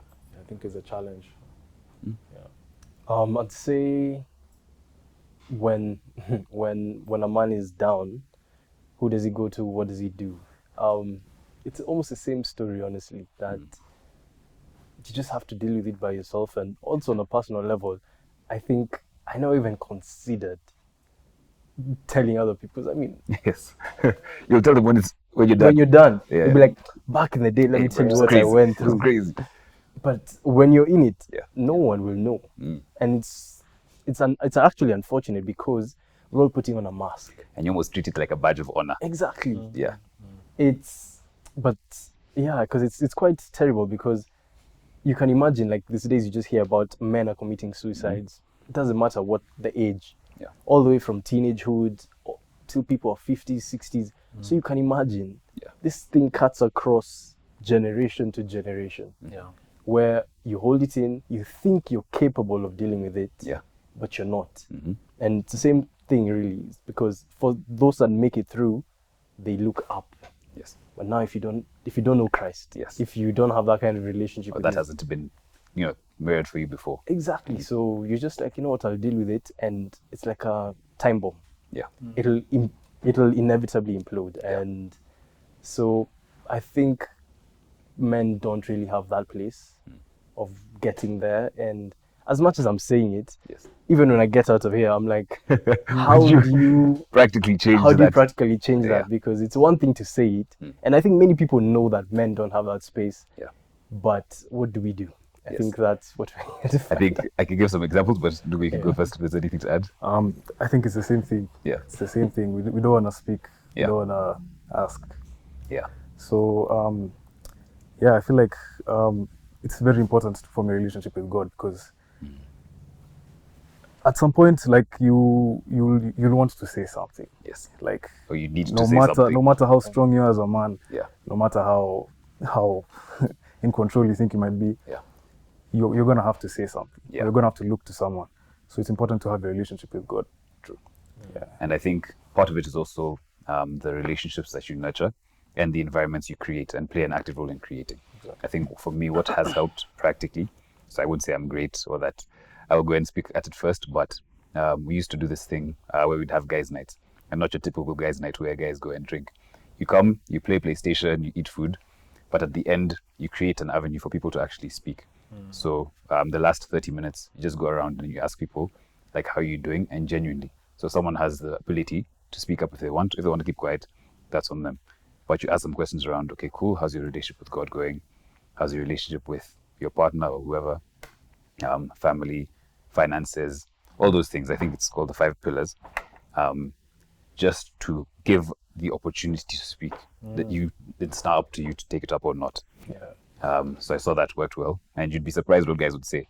You'd be seeing guys you've been smiling with him for the last 2 hours, only for him to come and tell you he's going through some of the hardest times in his life.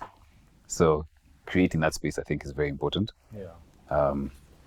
But yeah, we continue to push and figure it out, I guess. We need to, actually. Yeah. As you were talking, it came to my mind, like, success has many fathers, but failure is an orphan, right? In the sense that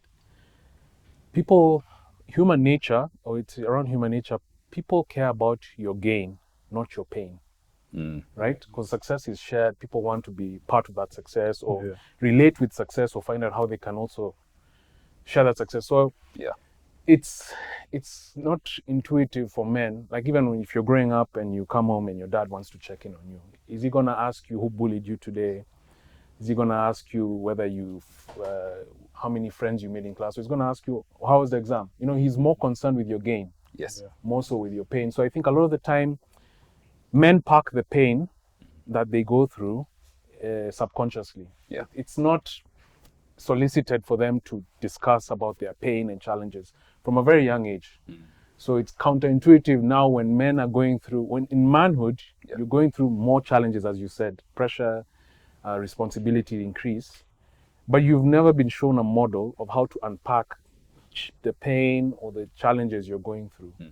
So it becomes very, very normal to, like, a man can be in debt, having problems with his wife, almost to divorce. But like you're saying, he can easily sit for 2 hours playing PlayStation and having banter with his friends and acting like everything is okay. So we need to really unpack the aspect of pain. And society, I think, has to allow psychological safe spaces, and men also have to have support systems that allow that trust for you to unpack things without your dignity being jeopardized, without you feeling shamed, and without feeling less than. Because for a man, vulnerability is dangerous. Exactly. It can be weaponized against you. And then it also is connected to your identity. You being in the frame of being solid.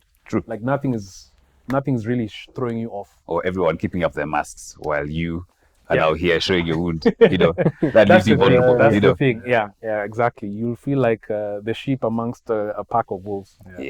But I guess bringing it back home a bit more, I'd want to hear about some of your unspoken stories or unstucking stories. What are times in your life where you've been stuck, and how did you go about dealing with them, and with practical steps, maybe, if possible?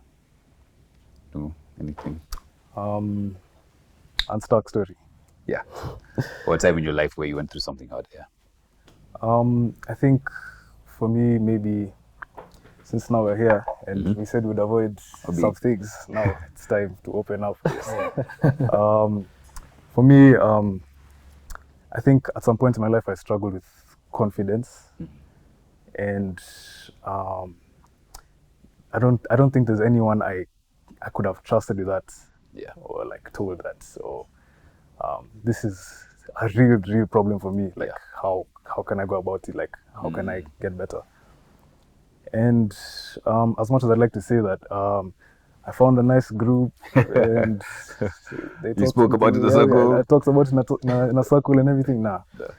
So what happened was, not too long ago, I gave my life to Christ, and it was obviously a journey, but it was a thing of identity, like knowing who I am, and that's what allowed me to express myself in the way that I needed to. Like, that confidence thing was now to something that was disposable in a sense. So I think knowing God has really, like, it's really like shown me like who I am as a person and how to deal with the issues that I've collected as I've grown. Exactly. Exactly. It allows you to live from a place of identity as opposed to for identity. Exactly. Interesting. Oh, thanks. Unstucking story, I think for me, growing up, so I grew up in a home where I think I've mentioned like both parents were present. My mom was the Christian, she's the one who basically showed us how to build our faith. As a family, she held down the faith. My dad was not born again necessarily. I didn't see him going to church. And it's something that we continuously ministered to him growing up. So my dad, growing up, I would see him drinking, and I would be experiencing or seeing him as an alcoholic. So I'd see the addiction to alcohol growing up, and it did affect me growing up, where I started drinking. I think getting into high school, partying with your friends, going through the university experience, you get into that revelry, let me say, of going out partying. And I remember, I think it's something that was impressed on me from growing up with my dad, or in my dad's home, and seeing him doing that. Yeah. And I think I think my mom actually connected with me at one point and just realized, I just wanted to check on you because I think you may be drinking more than I think you usually have been. And I think that was a moment where it caught me off guard, because I felt like that was such a, I don't know, it was such a endearing sort of engagement she had with me. Yeah. Felt so shame-free, judgment-free. Just felt like it was out of care and concern. So I actually kind of tried to take a step back and be self-aware and ask myself, okay, anyway, I think I might be drinking more than I am. You know, the issue of denial, Yes. would have checked in immediately. I would have been like, nah, you're the one who has Reacting. your own issues. You don't know what life is like, you know. Yeah. But I think actually I kind of took it as a heart-to-heart and be like, okay, I'll take your feedback for consideration, and I'll try to change about it. So, and I think that process of trying to tackle my addiction or coping mechanisms by using alcohol was a process of unsticking myself from learned behavior,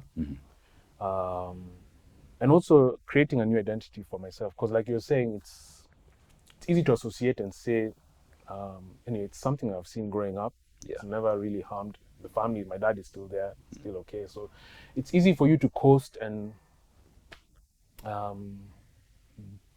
diminish the issue. Yes. Minimize. Yeah. Yeah, just minimizing it. But I feel like that was an unstucking period for me where I was redefining my own identity, but also breaking away from something that I know that could have, or was a problem for me. And maybe just to dig a bit deeper, what did the process look like? For many men who process- might be struggling with that. Yeah, counseling, being vulnerable. Yeah. Because actually, there's a reason why I was drinking and Yes. having those sort of coping It's a mechanisms. symptom and health. as opposed to- Exactly. So it's always an invitation for you to look deeper.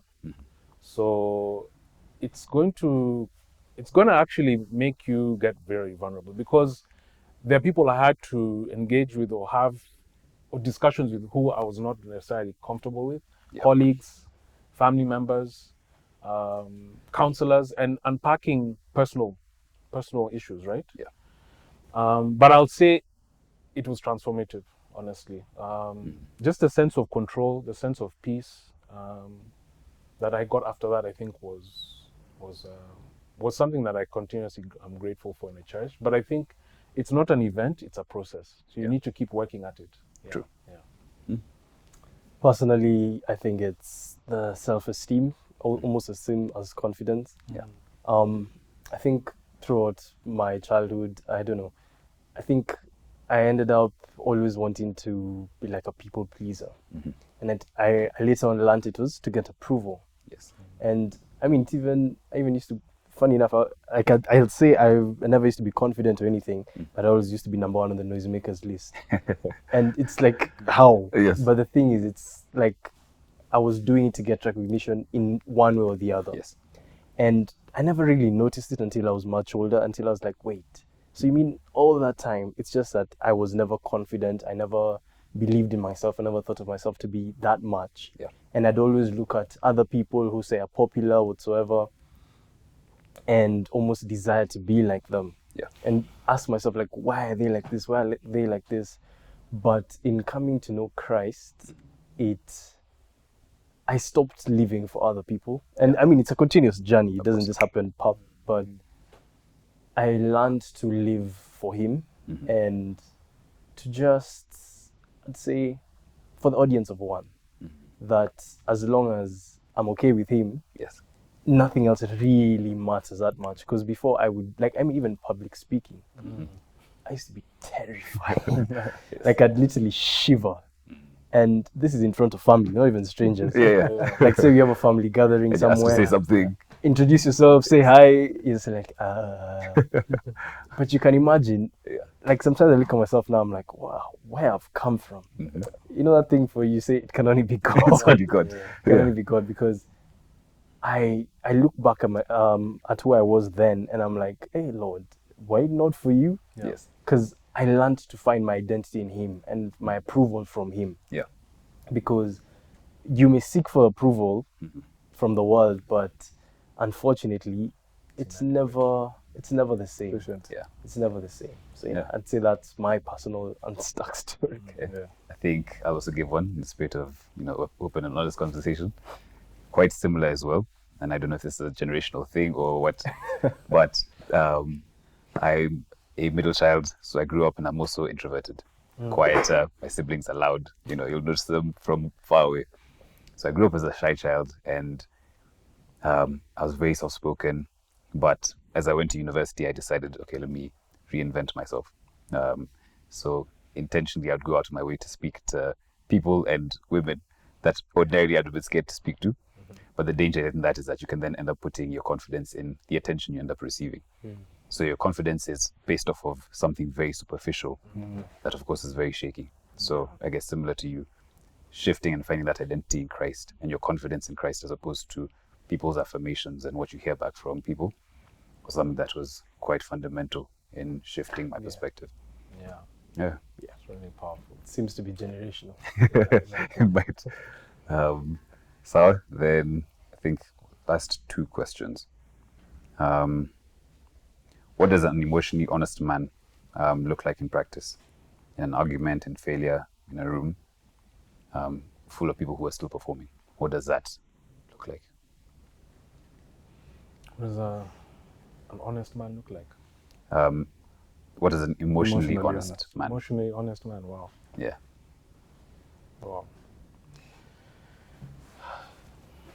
Okay, in my opinion, I think someone who is able to be counterintuitive. And it sounds strange, but let me try and explain. So, it's normally intuitive for us to say what is politically correct, say what is diplomatically fine, like wouldn't rock the room or wouldn't change the temperature in the room. Yeah. But I think being emotionally honest is to say, honestly, if you're displeased with something, disappointed, be authentic with what you're experiencing or feeling in the moment, but with love and honesty, or rather with love and respect. I think that's what I would say being an emotionally honest man looks like. Yeah. Being able to own and experience your feelings as they authentically are happening. I think it's not a common thing, It is. but I would say the same thing. That it's just about like doing the hard thing, which is being honest even with yourself, about how you're feeling and sharing that with whoever it may be in the situation. Yeah. And yeah, doing it with love and respect, and yeah. Sounds like a broken record, but yeah, almost the same thing. Because I like what Ndung said about being present, especially with yourself.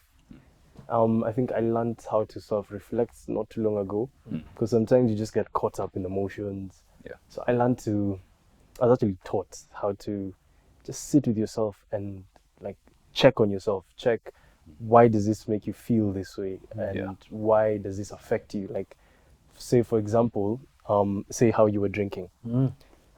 Sorry.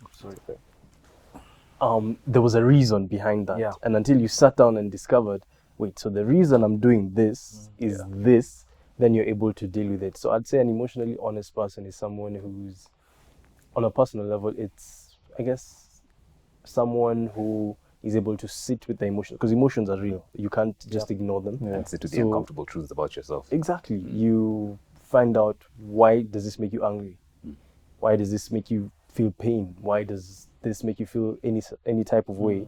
And sitting down with that and going deeper and finding out, okay, maybe this is because of this. Maybe this is because of this. And then now from there, you're able to possibly heal, possibly respond to it, and build yourself better and better. Yeah. I like what you guys have said. I think what I'm hearing is self-awareness, right? And sometimes it's, I don't know if you've ever experienced this, but sometimes I've felt like getting self-aware is work. Yeah? Like there are sometimes, have you ever had someone express their emotions to you that sometimes even you're tired of their emotions, right? Imagine the capacity you have to deal with others' emotions. What capacity do you need for your own? Right? So I think that's the issue. Sometimes we have capacity for others, but not even our own. Yeah. And so I think like for me, that's the issue of self-awareness. We really need to get comfortable with being comfortable or discomfort with our emotions, right? Yeah. If you're feeling, it's like what you're saying, being present with your emotions. I think that thing about provision, responsibility, pressure, it comes with like, I don't know, a man is expected to be to bear the burden of everything, right? Of performance, of pressure, of responsibility. But it goes to that emotionally honest thing. Like sometimes a man can also just feel okay to say, I don't feel like doing this.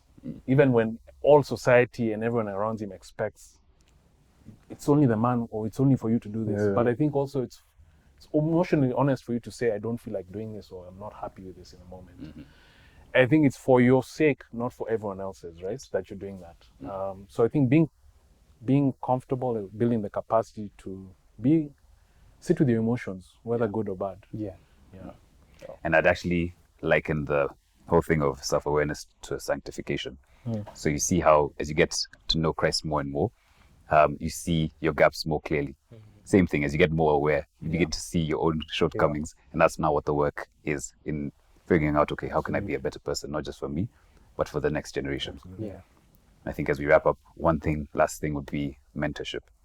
So in terms of men in your life, I think obviously beside your father, and in terms of what you're doing now, may you tell me of a man who you've seen, whose life you actually respect, you'd want to mirror your life behind. Yeah.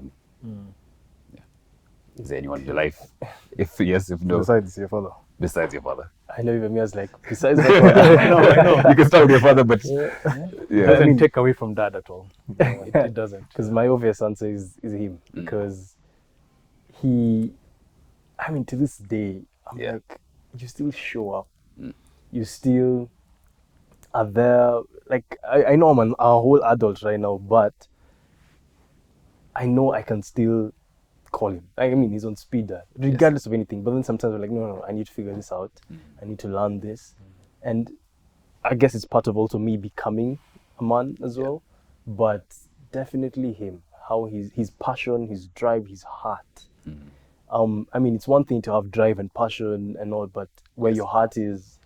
So for him, I mean, just how he is always looking to help people, just mentor people, just give them advice, how he talks to people. I mean, if he was here, like, he'd just make everyone laugh. So to Proper this role day, model. exactly. So to this day, I still always look up to him.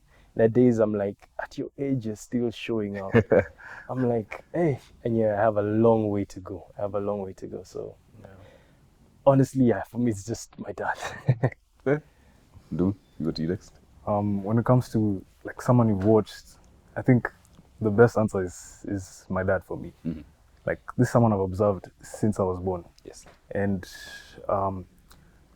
like there's some qualities he has that I don't see in other people, and at the same time I want to be that. Like, he's a role model for me. And that's just how I see it. He's the person that I want to Marry yourself. be like. Yeah. I write myself around him, basically. Yeah. But I guess, the analogy, the apple doesn't fall far from the tree. Yeah, So it's the first example. It's the first. Yeah. Steve. Oh, thanks. For me, I think, of course, my dad remains within that example or template. I think other guys I would recommend, or who I've mentioned, one of my childhood friends' father growing up, I think his name is Mr. Wairegi. I think I just espoused the family man that he was. I admired it. I liked that he was just a family man. He seemed like the car that I was talking about, capable, available, reliable, very relatable. And I think I've known this family friend for 30 almost years, or going on 25. And I would say, I mean, I just admire even how he is now as a grandfather. And he's like a mentor to a lot of people in society. That's someone I like the way he lives a balanced life, physically, socially, professionally. Those are things that I think I looked at. And then another gentleman is someone I've seen from some of the social clubs I'm in. I just like also that he's balanced within his profession, but also socially and spiritually. That despite holding corporate roles or senior roles in society, he still seems so relevant, or let me say accessible, even for his community, even for his family. Yeah. That you don't sacrifice your family on the altar of performance. You know? That's true. Yeah. So I think it showed me balance, that you can still succeed in your ambitions, but still also be available and much more, very much dependable for your family. So yeah, those are the things I think, outside of my dad, those two gentlemen have showed me something I can admire. And is it something that you actively pursue, meeting with them regularly, or? So I would say I was fortunate, because I think it was just out of proximity of being either in the social club, like at the golf clubs, and I'd meet these people, but more so also just because of being in school with someone, or being in social, similar family settings, or familiar friends. I'd bump into them, so I didn't have to pursue engagements with them. I didn't have to make appointments with them, but just through social engagements, I'd get to discuss with them. Yeah. And my dad also knew them. Yes. So there was an aspect that, oh, I know you, so and so. So I would say I was fortunate. Yeah. Yeah, I found something without looking for it. True. Yeah. One question as we approach the end: how does a man who is stuck start? Assuming you're not necessarily Christian, or you haven't grown up in a Christian household, how do you go about getting unstuck? I think it starts with knowing that you're stuck in the first place. Looking inwards and identifying the problem. Because once you do that, then you can understand how to go about it, no matter the issue. Yeah. Understand the problem, and then there you can look for a solution. Okay. Or a way forward.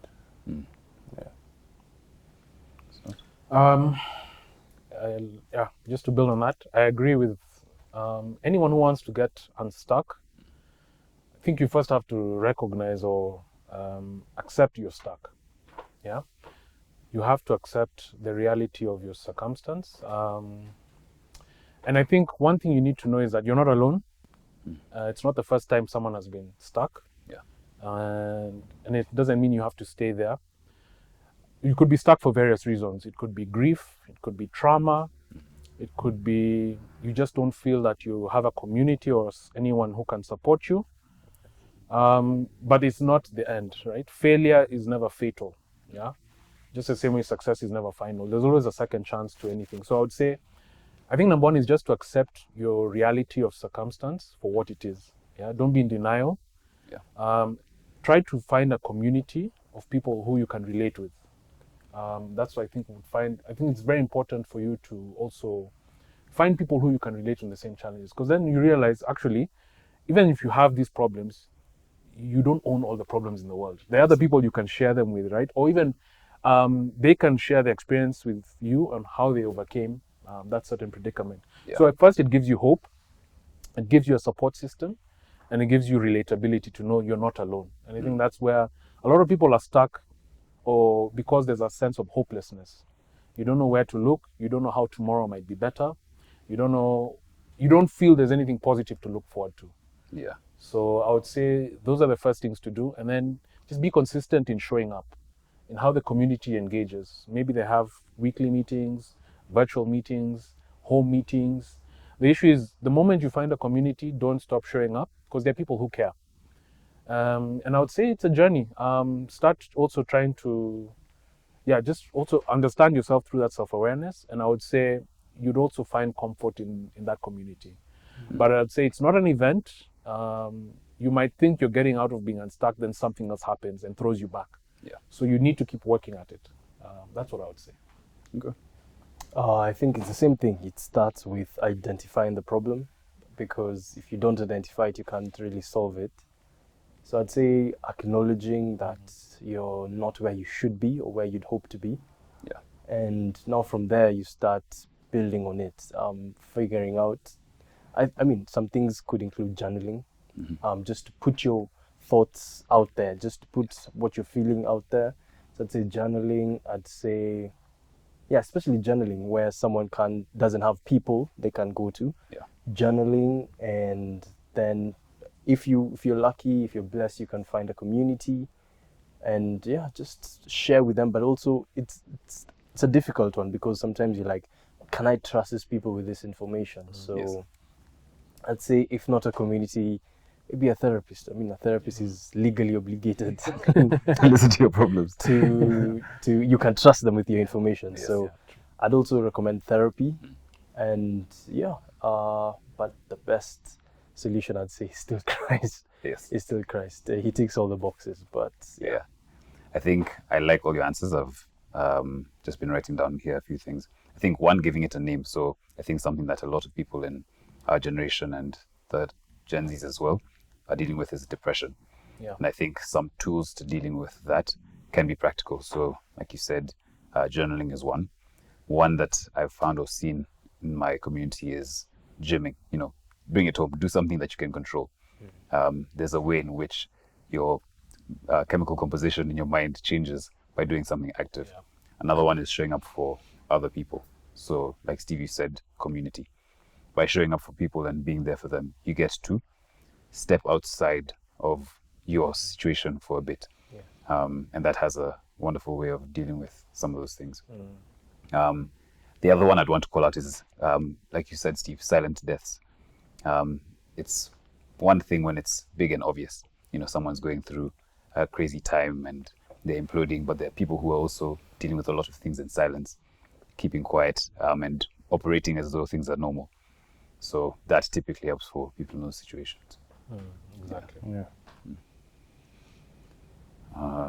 Then I think as we come to a close, assuming there are young men in this room watching you, how do you, watching you handle what you've been handed, what would you want to say to them?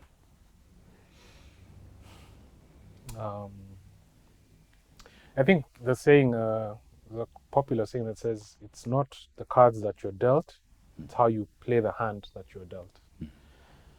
So yeah, no one, I think, had a choice into which tribe they were going to be born in. No one had a choice in which country they were going to be born in. No one had a choice in certain decisions of how they arrived or how they entered a circumstance. Yeah. So I would say, first, get an identity. Yeah, everyone has an identity, and I think that's the importance we've all learned from fathers. I think all of us have experienced present fathers. There's something powerful that fathers do. They show you who you are. Yeah. They tell you who you are. They affirm who you are. They call an identity out of you. So I feel like anyone who might, let's say, any young man who may not feel clear about who they are, I think that's the most important thing. Get to understand who you are. From your family of origin, get to understand, even if, let's say, you don't have your father in your life for various reasons. He was either absent or he passed away. Yeah. Get to understand your background and your foundation. One thing I've learned is self-esteem. A low self-esteem is correlated with also, peer pressure, is correlated with self-esteem. Mm-hmm. So if you don't have a good self-esteem or identity about who you are, yeah, it's very easy to be influenced by peer pressure. Yeah, because you don't necessarily have a foundation on what you stand for, yeah, or what are your values. So I'd say first get an identity and a set of values that defines that identity. Yeah.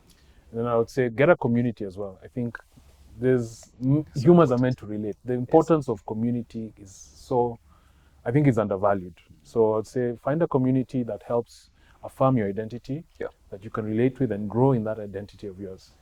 And I'd say it's life will always have its adversity, but there's always a bright side towards the darkness in that sense. Yeah. I would say, it sounds cliche, I know. I know we've mentioned it a lot here, but giving Jesus a chance, and it's not necessarily church, Jesus. Because church can play him in a bad way. Yes. And you trust them and you get hurt. So I'd say give Jesus a chance, because he he's more than willing. He's more than willing to hear everything you have to say. Yeah. Never get tired. So I'd say start there. Try just something. Just give him a chance. I mean, people have tried so many different things. Yes. Why not try? Just try him and see, and see. So, as I'm saying that, I'm also telling. I wish someone told me this when I was young. Yes. I wish someone told me, just give him a chance. Just give him a chance. Give him a chance. So yeah. I just can't help but say the same thing, especially about the identity. When you know yourself, then you can carry yourself in the way that you're supposed to, and there's no better person to give you an identity than Christ. Yeah. So yeah, just take that step and know God. Just take the step. Just do it. Just That's true. Yeah. You have nothing to lose. Exactly. Yeah. So yeah, it's important to know yourself, because when you know yourself, then life will throw anything at you, but you know what you stand for, and that's the way you're going to continue to live. Okay. And that's what matters. That's true. No, very important stuff. We'll take a few questions from the crowd. So I've got a few here. You all mentioned identity. So one thing, do you think that women have any place in the identity conversation for men? And if so, how do they or should they support growth in this way? We can start with you, Steve, since you're married. Good question. I think yes and no.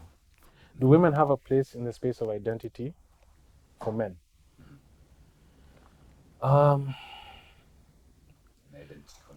In the identity conversation, I would say yes. I would say yes and no. So in this regard, and this is my personal opinion, or this is how I see things, men become men in the presence of other men, or boys become men in the presence of other men. But in that conversation of identity, I think it's very important because men are not just men for the sake of men. They're men become men also for the sake of women. Yeah. And I partly believe also women define the standards in society. So women come into the conversation in the sense that whatever women define as the standards, men will subscribe to work towards them. So women have a sense of subliminally defining who men aspire to be.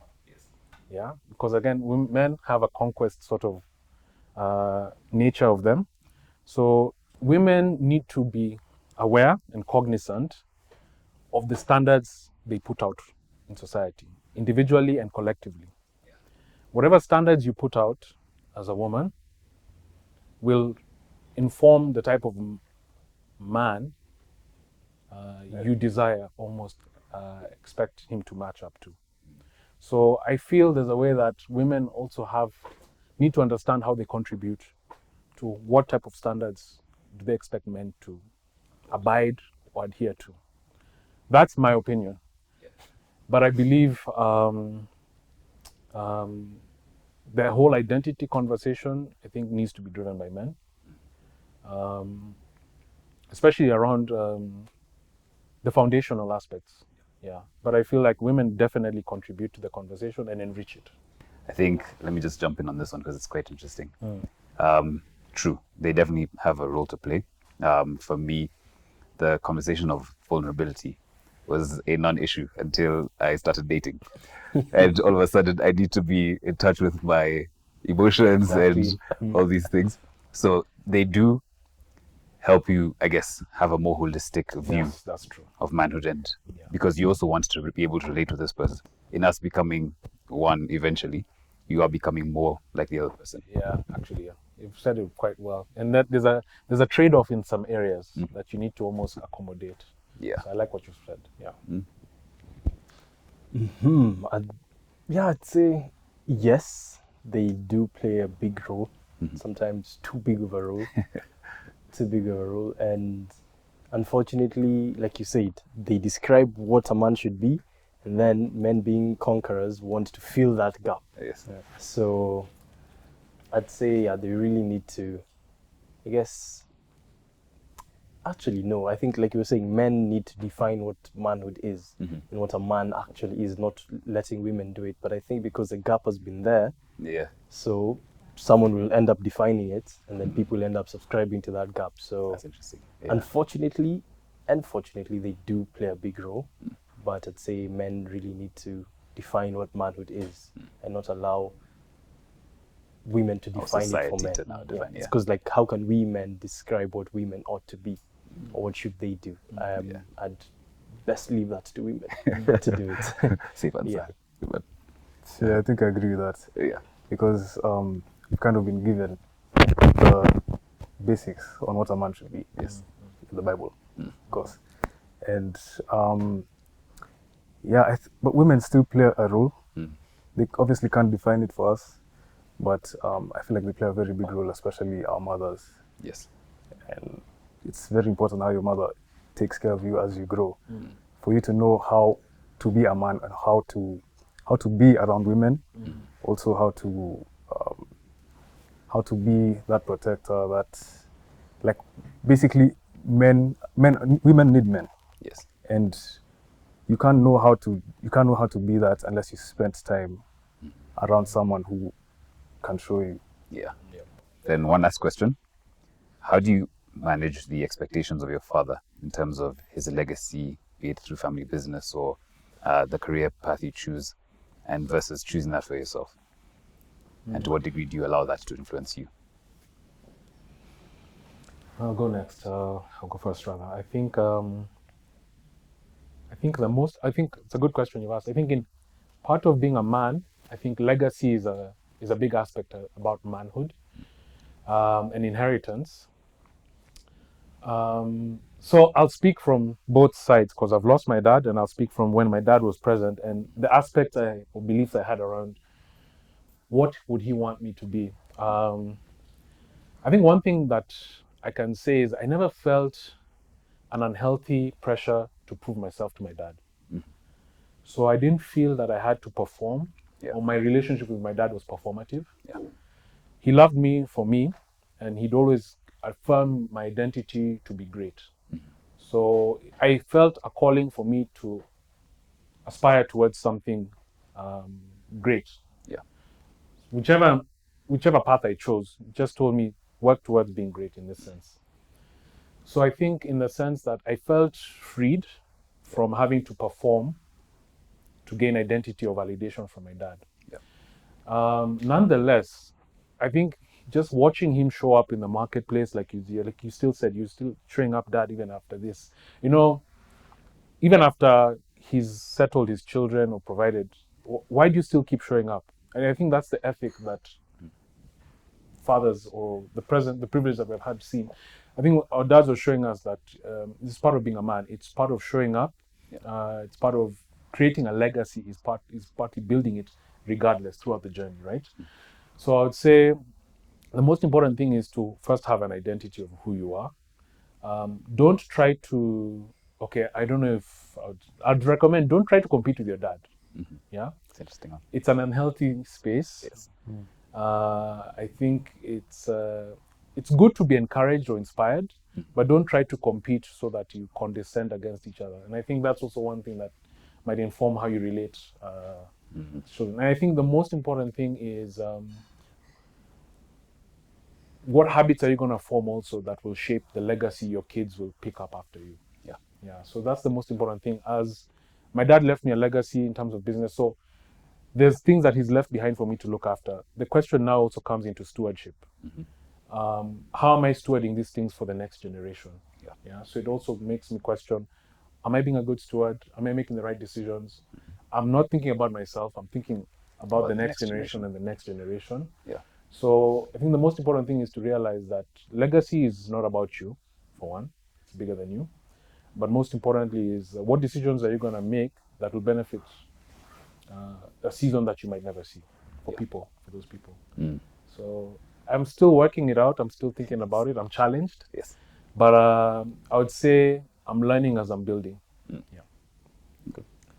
I would say, I think continuing his, like what he, I guess what he instilled in me. Yes. And then I'd say that could be part of legacy, in that the passion, the love, the drive, the the values. Something my dad usually says, that what makes us a family is that we have the same values. So I think it's continuing those values, such that my kids pick it from me and their kids pick it from them. Yes. It's continuing those values, and maybe adding on to those values, maybe adding something here, something here. But it's a set, like you can always tell this is someone's son. It's a common thread. Exactly. So I'd say it's continuing that way. Yeah. But I also like what you said about don't try and compete. Because, I mean, sometimes maybe the pressure is that You can set the bar as... I have to be better than him. Like, if he did until here, I have to get until here. Yes. But I guess it's also defining how that... Because, I mean, we do have to be better. But I guess defining what being better actually is. Yeah. So, I think that's what I'd say. I think for me, it's important to maintain the good qualities that have come before you. And personally, I can't say that I've ever felt that I need to match him or like live up to something. Maybe it's a thing of our generation also. Like, I feel like maybe the older generation, there's a lot of pressure, and like it's direct pressure. Yes. For us, me personally, my dad would always tell me, if you wanna go do football, go do football. Like, I know for a fact that's not a thing that was there a while back. So I think legacy is about maintaining the good qualities, the things that he's passed down to you, that the good things, that you can pass to the next generation. Exactly. So that's good. I think I'll also answer. For me, being in family business, I think it's also unique in that there also is that expectation to carry on the family business, and it would be a shame for it to crumble under my watch. So of course there's that element of stewardship, but I guess how I also view it is I still do have my own ambitions, so it doesn't mean that this is going to be all I do. I see it as one of the things I'll need to do, and there's ways you can do it that are not as demanding, be it through having a board position or the like, where you still get you play a role in the decision making, but you're not necessarily involved in the day-to-day. And then diversification is also key, where you can then go into industries that align more with your interests and build off of what has already been done. 100%. No, thanks guys. I think it's been a edifying conversation. And thank you all for your time. Thank you so much. It's been a great conversation. Shout out to our dads. Yes, indeed. Shout out to all the great men and fathers out there. A moment of appreciation for all the men.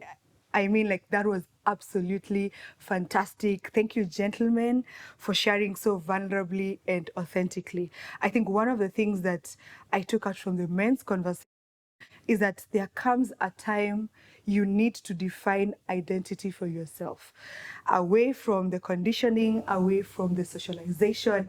And I mean, I totally agree with that. Whether you're a man or a woman, a millennial or a Gen Z, we need to define identity for ourselves. And so we've heard from the gentlemen, and it's time to now hear from the ladies. Hello and welcome to our Unstuck panel conversation. The title is The Becoming of Gen Z and Millennial Women. I'll let my panelists introduce themselves and then we can get to the context of this conversation. Okay, so I'll start. My name is Njoki Kimani. I am a mental health advocate and student of psychology. I'm very passionate about mental health, and I think mostly for the youth and children. So I'm really looking forward to having this conversation with you guys. Hi everyone, my name is Shiko Mutahi. I am a project manager and an international relations student. I am extremely passionate about generational conversations and just having open and honest conversations that allow people to move from where they were to where it is that they need to be. And I'm really happy to be here. All right, hello everybody. My name is Daisy Mero. I'm an advocate of the High Court of Kenya. I'm currently serving as an in-house counsel. I am so happy to be here. I'm born again. I love the Lord, and I'm very excited to have this conversation. Thank you. Thank you, ladies. And I'm Althea Matu, and I'll be the host and moderator of this segment. So let's set the scene. So this panel seeks to explore what it means for women to become unstuck in a world that is constantly telling us who to be, what to achieve, and what to become. So we are going to be having sort of a heart conversation about what are women getting unstuck from, and what are they choosing to step into. And then, of course, having the different perspectives from, Gen Z and millennials as well. So to start us off with an opening question, when you hear the word unstuck, what is the first thing that comes to mind for you in this season of your life?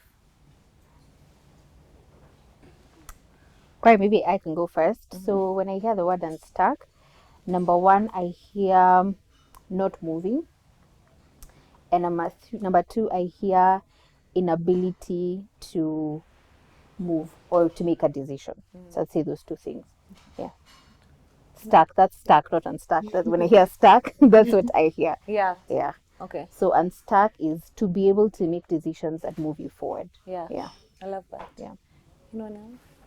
I can go next. I think the word unstuck for me just means moving out of a place of like a confined space into a place where everything is flowing from you freely. So moving from a place where you're kind of like restricted and like chained to a place where you're free. I'd also agree with you and say that to be stuck, I feel, is to sort of fit into like what maybe society deems you should be, or what people have told you should be all your life. And then to unstuck is to come out of that and, to own who you are as a person and to move on from like with that perspective in mind. So you're not doing things just because, people are saying you should, but it's because you want to. Yeah. I love that. Yeah, I think I resonate with all the different sort of definitions and phrasing that you have shared. So I wanted us to just start with laying the foundations first. So we inherit a lot, like about womanhood, success, faith, life, from what we see and what we've grown up around. So I wanted to start off with this question. What messages did you grow up receiving about what it means to be a woman, and which of those have shaped you the most? I can go first. I think for me, one big one, and I think I've mentioned it somewhere before, but it's the idea of perfection.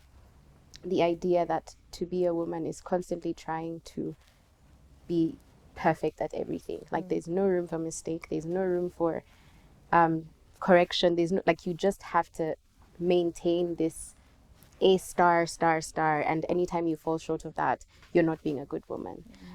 So for me, I think that's the biggest one that I heard growing up, and it's something that I'm actively trying to get out of, but a huge one for me.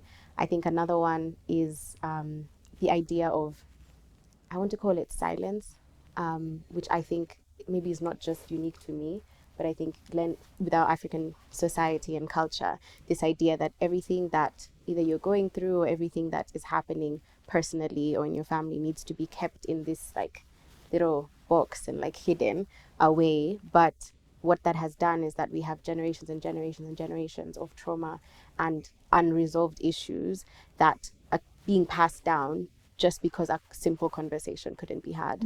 So I know, even for me, stepping out and into a place where I'm starting to speak about myself and speak about some of the things that I've gone through for the benefit of those who are listening, I still hear the voices of, you're sharing too much, you're saying too much, you're too out there, like, just stay and, be quiet, be shielded, So I'd say those two for me really stand out. Yeah. Okay. For me, I'd say like growing up as a woman already, like, first of all, as a firstborn girl, you're responsible for your siblings. You're responsible for like making sure everything is okay all the time. If something goes wrong, it's like, why did something go wrong? You're the firstborn, you're the girl, whatever. You have to like do so many things to make sure your parents aren't upset, just making, like, you even become like a micro parent. Yeah, because you're trying to just make sure everything is, like Shiko said, perfect. So yeah, for me, I'd say it's responsibility. But on the flip side, I feel like it's molded me into being someone who's responsible, someone who is sure of myself in the sense of, like, I know where things are supposed to be, when they're supposed to be, where they're supposed to be. Like, it's just given me a sense of responsibility. Yeah, I'd say so. Yeah. I think for me, I'd say it's the value that our value is placed on how much we can do. So as a woman, how much are you carrying? So your value is defined by how well you can keep a home, how well you can keep a man, how well behaved your children are. I think they even say a bad child is for the mother, but a good child is for the father, right? So that burden or that such heavy weight being placed on a woman, I'd say one. And I like what she said, because I think the other thing is managing people's emotions. I think as women we're taught to manage, I don't know if that, let me just speak for myself, but you come into spaces where you have to manage how people are behaving, how they're reacting towards information. So it's like you don't want to step on people's toes. You just want to be correct, be politically correct in everything. You never really get to say what you're feeling or what you're thinking about a situation. So I'd say those two. Yeah, I think those are good points, especially and I think that's why it breeds a lot of people pleasing natures in women, because everyone's happiness sort of Is your comes responsibility. before Yeah. yours, or is your responsibility to make people happy and to make spaces sort of palatable for people. But also what you were saying, women are not sort of allowed to make mistakes. You hear boys will be boys, so boys are just allowed to be boys, but girls are not allowed to be girls. Any Girls are mistake you supposed to make, be women. is like punished times 10. So yeah, those are good. Hey, we need a therapist here. Okay. So now when it comes to success, as you've had those foundations growing up as a woman, and then you also see like what success is supposed to be. What did you think that success looked like when you were younger? How did you frame it for yourself? I think for me, success looked like going to school, finishing, getting a good job. I don't know how I defined a good job then, but just getting a good job and having my own money. Yeah. And then somewhere we'll call a husband will come. Yeah. I think that's how success looked like to me in my mind. Yeah. I'd say pretty similar. Yeah, go to school, finish, get a job, get married, have children, well-behaved children. Yes. Like the whole package, like everything. Drive a car, live in a nice house. Like that picture of or idea of like a perfect life is kind of what I used to think it was. Yeah, Same. me too. Yeah. Yeah. Same. Yeah. And I think I don't know if it's good or sad that all of our picture of success is the same. Yeah. Because I don't think it's supposed to be that way. Some women will never get married. Yeah. And why are they being told from when they're young that should be the picture of That's success? the ideal to Or, meet. yeah. So I think those are the things we need to question in our society. And I think I was even reading an article that was saying because of social media and AI and everything is at our fingertips, we are stopping to have unique thoughts. I don't know if you saw that. It was like we're all having the same thoughts. We're all conditioned to have the same thoughts, the same thinking, the same approach to life, that's not how it's supposed to be in a society with over billions of people. So that really triggered me. But I'm like, how do you step away from that? I guess now Christianity is like the everyone finding their own vision and purpose from God, because we really can't all be living the same life. Having the same dream. But I'd also say social media on the other side, okay, like still related to what you're saying, also there's been a surge, for lack of a better word, of like now people, the idea of success is, especially for us, like Gen Zs, we're expected like by 25 you have everything together. I'm almost 25. Do I have everything together? Like we don't have everything together, and I don't think anybody really does. Like even at 60, 70, whatever, I feel like you're still figuring out something in life, you know. So like even that idea of by 25 you have to have everything together. Like, you know, people are driving this kind of cars, people are doing all sorts of things to get those things, but because, you know, social media is a global village, we're all going to see, but you don't know even how these people are getting this resources or are getting this wealth. But for us it's pressure, because it's like that person is literally my age, why am I not where they are, you know? Yeah. So. And that actually, it's like you are preempting my next question, because I was going to say, Yeah. I mean, we are Gen Zs and millennials here, but as you've been, you know, getting into being a millennial or being further into your Gen Z sort of journey, is there anything that you're unlearning about success? And I think for me, being a millennial, what I'm unlearning about success is that there shouldn't be a timeline. I think society gives you a timeline, but it's man-made or society-made, because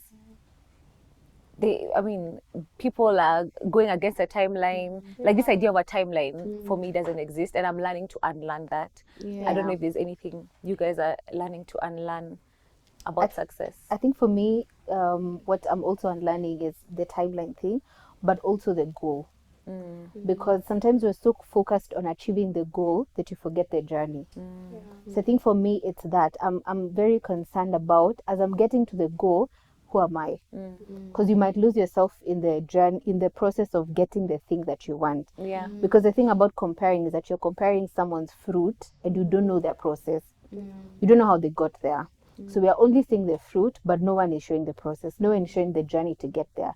So for me, I think that's one thing about success that what is it called? Like I'm removing from my mind, the timeline one and the goal. And the other thing is just, it will happen. So just relax. It will happen. I think for me, a few things. One, people when people say the word Gen Z, it always comes with, well, for me, how I receive it, it's like the negative connotation, like we are rebellious, we are loud, we are rude, all of those things. But I think in that, one of the things that is so beautiful is seeing how we are redefining success for ourselves.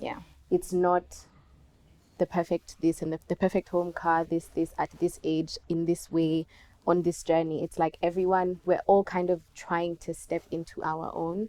There's a way that we're owning our own voices that I think for me has helped me redefine success and say, it doesn't have to look like this person, it doesn't have to look like this person, but it will kind of be my own, and that's okay. So I think that's one thing. I think another thing is I thought has left my mind. I'll remember and then I'll speak after you.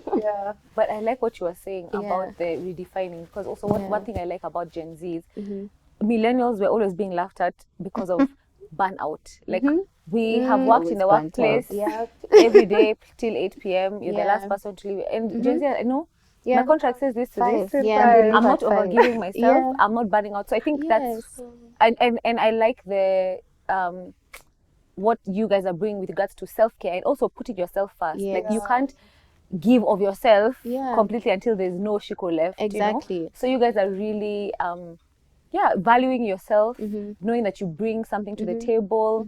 I don't have to give of myself until I'm finished. I'm on my last breath. I remember. So it's a good thing, I mean, to have as well. One thing that they're also redefining is, and that I really love, is the relationship with failure. Because I feel like for us, failure is, now the world is ending. But you will wake up tomorrow. Like even if today you lost your job, tomorrow morning the sun will still shine. Imagine. And those are the creators I follow on TikTok. Like there's another one who I think he was sharing how he lost his job, his dad had died, he left his marriage, and he was like, I'm just sharing this every day, starting a diary and rebuilding. Gen Z or the generation before would be like, that's what you're supposed to hide. Exactly. The shame, and nobody should know this. Gen Z are there like, in fact, let me put a camera to billions of people. So they can see. Like, and that's what people engage. He woke up to, I think, 1 million followers. That's what people want. The raw of the, and then he's rebuilding his life step by step and having people, you know, keep him accountable. So that's so true. Our relationship with failure needs to change. That's true. But I think, I hope also the parents understand that relationship with failure, because I think for us our parenting was you can't fail. Yeah. If you fail, you're beaten, you're whatever, that's it. So for Gen Zs who are okay with failure, I think they need a generation and a society that allows them to grow from that failure and doesn't make them feel bad or put them down for failing and tell them it's okay.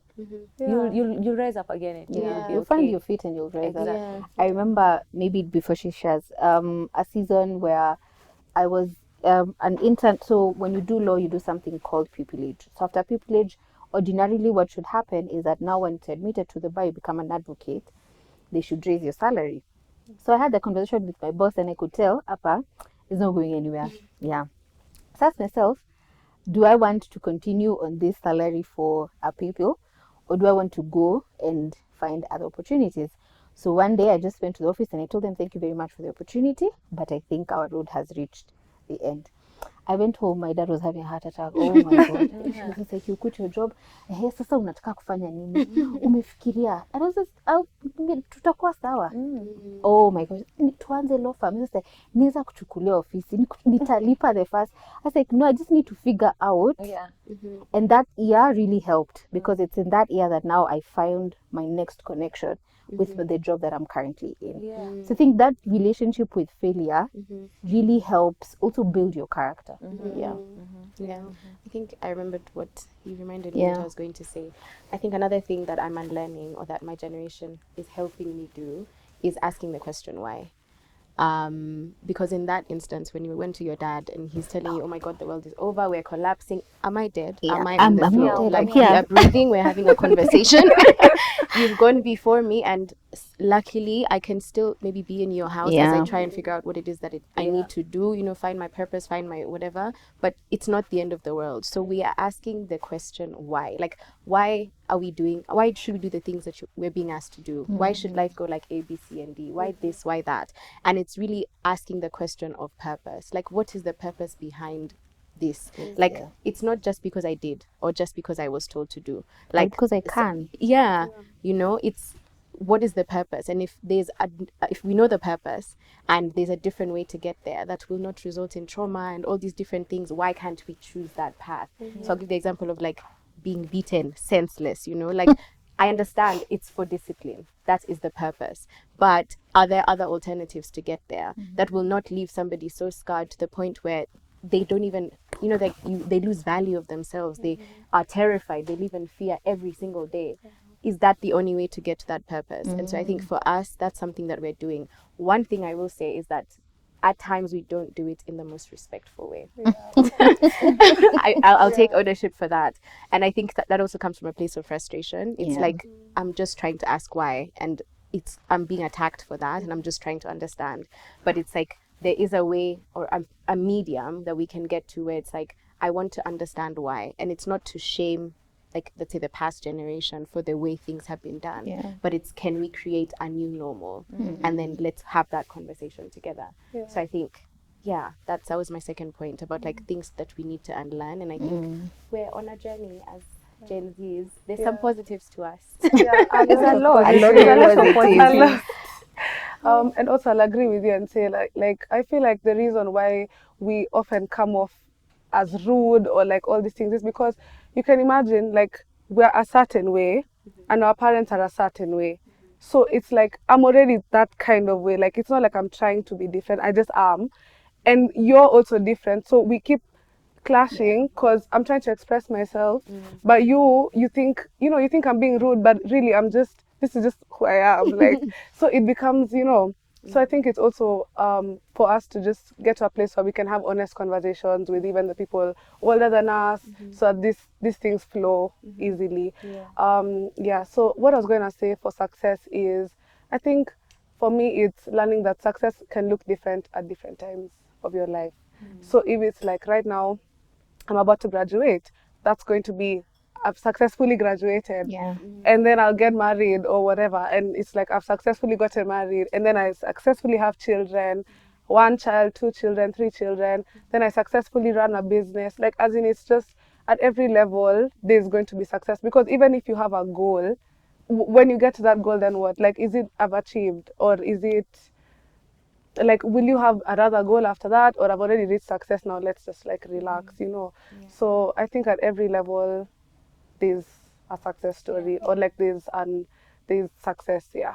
And I think for me, Sorry. Yeah. You said something important when you said you are who you are and they are who they are, and it's just two different people coming together, and that's the reason we're clashing.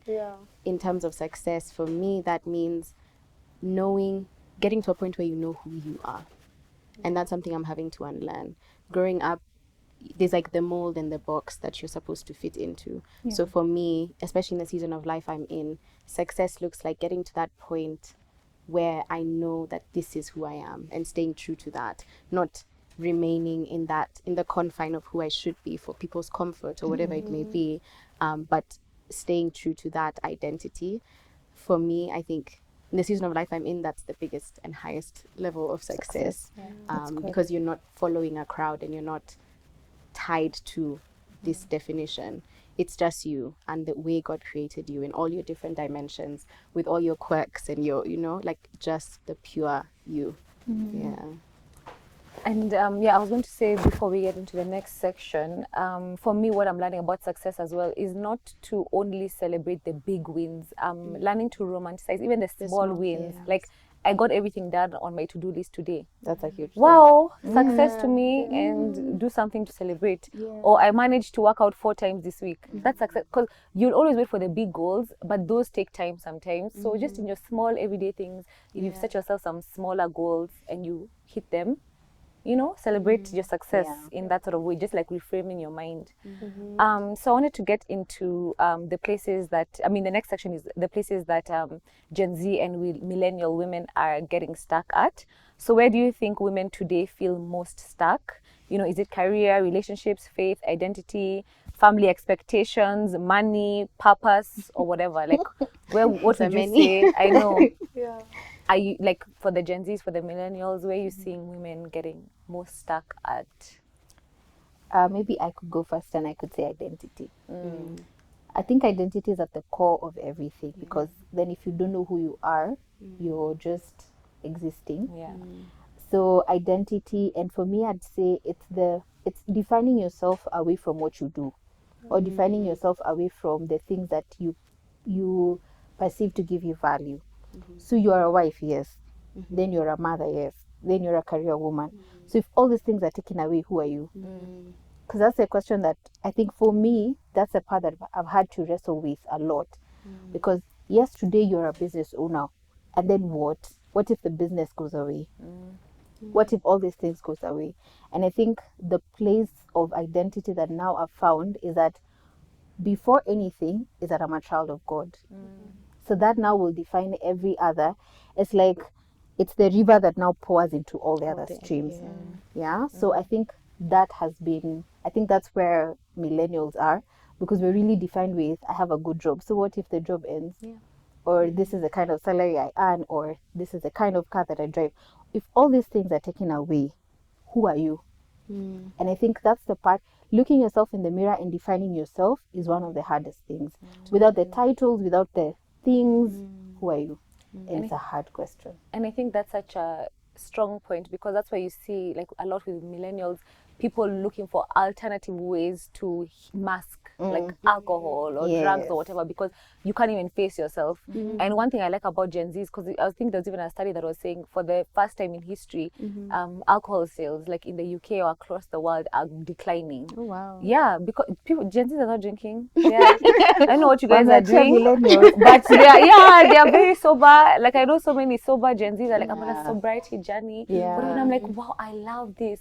So you're facing your demons and head on and being like, what can I do to better myself, whatever. So I love what you said here about identity, because if you're not comfortable with yourself, that's why you're gonna mask. You're gonna find so many ways to hide what you really need to face and figure out, which is your identity. I remember I had a therapy session the other day, and one of the things I realized that I struggle with is that thing of looking for identity or purpose in the things I do, as opposed to the person that I am.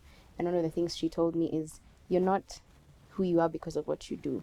You do what you do because of who you are. You're not a human doing, you're a human being. Exactly. So it's who you are first, and then what you do flows from that. Yeah. And so I completely agree. I think identity, even for us, is identity still is like still a an issue. huge issue. Yeah. And one of the biggest things we're struggling with as women, and I think even just as people, because in the way that, you know, how you go to school and you're taught, you're told these are the career choices you should pick. So you start saying, I am an architect, or I am a no, I am Shiko. You know, like the world is constantly trying to give us identities so that we fit in, you know, some sort of whatever. But like before all of that, and as you said, without all of that, who is that person? I think I completely agree. Identity, out of all the ones you said, because I think it flows, as she said, from everything else flows from that. I'd also agree, identity for sure. I think also another thing that's like what's making it for Gen Zs, I feel identity, it's like we are almost we almost can be independent in our identity, but then now we're also faced with social media, like you brought up. So it's like I'm fighting like society, like in society we look like, you know, we have everything, like we know our identity, we don't mind, like if something happens, whatever, like, you know, whatever challenges come, you can always overcome them, because we're not really, as a generation, we are more bold, and we can stand up for ourselves. But then there's social media now that comes, and it's like reminding you, like, you have to do this, you have to be like this. So it's, I think internally, like if we quieted the noise, I feel like we'd have already unstuck from like having that identity crisis thing. But like for now that we're faced with now social media and all these things that remind us, like, no, you have to be like this, I think that's where the problem comes. So yeah, but I'd say I think to that, it's I think maybe a reframing, because if we look at social media as just a platform that has examples of what could be, as opposed to examples of not examples of what we are not, you know, then if we look at it that way, then it's lesser I am not, it's more oh, this is possible, and this is possible, and then you pick and choose. So it's not every person you see you're like, I want that, I want that, I want that. It's like, this maybe I don't quite want, or this maybe I don't quite want, or I want to pick from this and pick from this and pick from that. So I think maybe with the reframing, it becomes a bit easier. But I also think, like, if you now know your identity, then those things don't fit you. You know, because you're like, I know, well, this is not for me. So I'm good, whether everyone is saying that you should have it or not. So I think what you said is so powerful, the identity aspect. So what do we think needs to be done for people to figure out their identity, this Gen Z and millennial women? One of them is a lot of therapy. That part. Jesus and therapy. Jesus and therapy. I think especially Jesus, but also, like, you know, we have these things in the physical that also help us, because, you know, working through your trauma, Jesus is 100% the solution, but I also feel like we have to do the inner work ourselves, because there's a lot that we just need to resolve. Even it flows into our relationships, our friendships.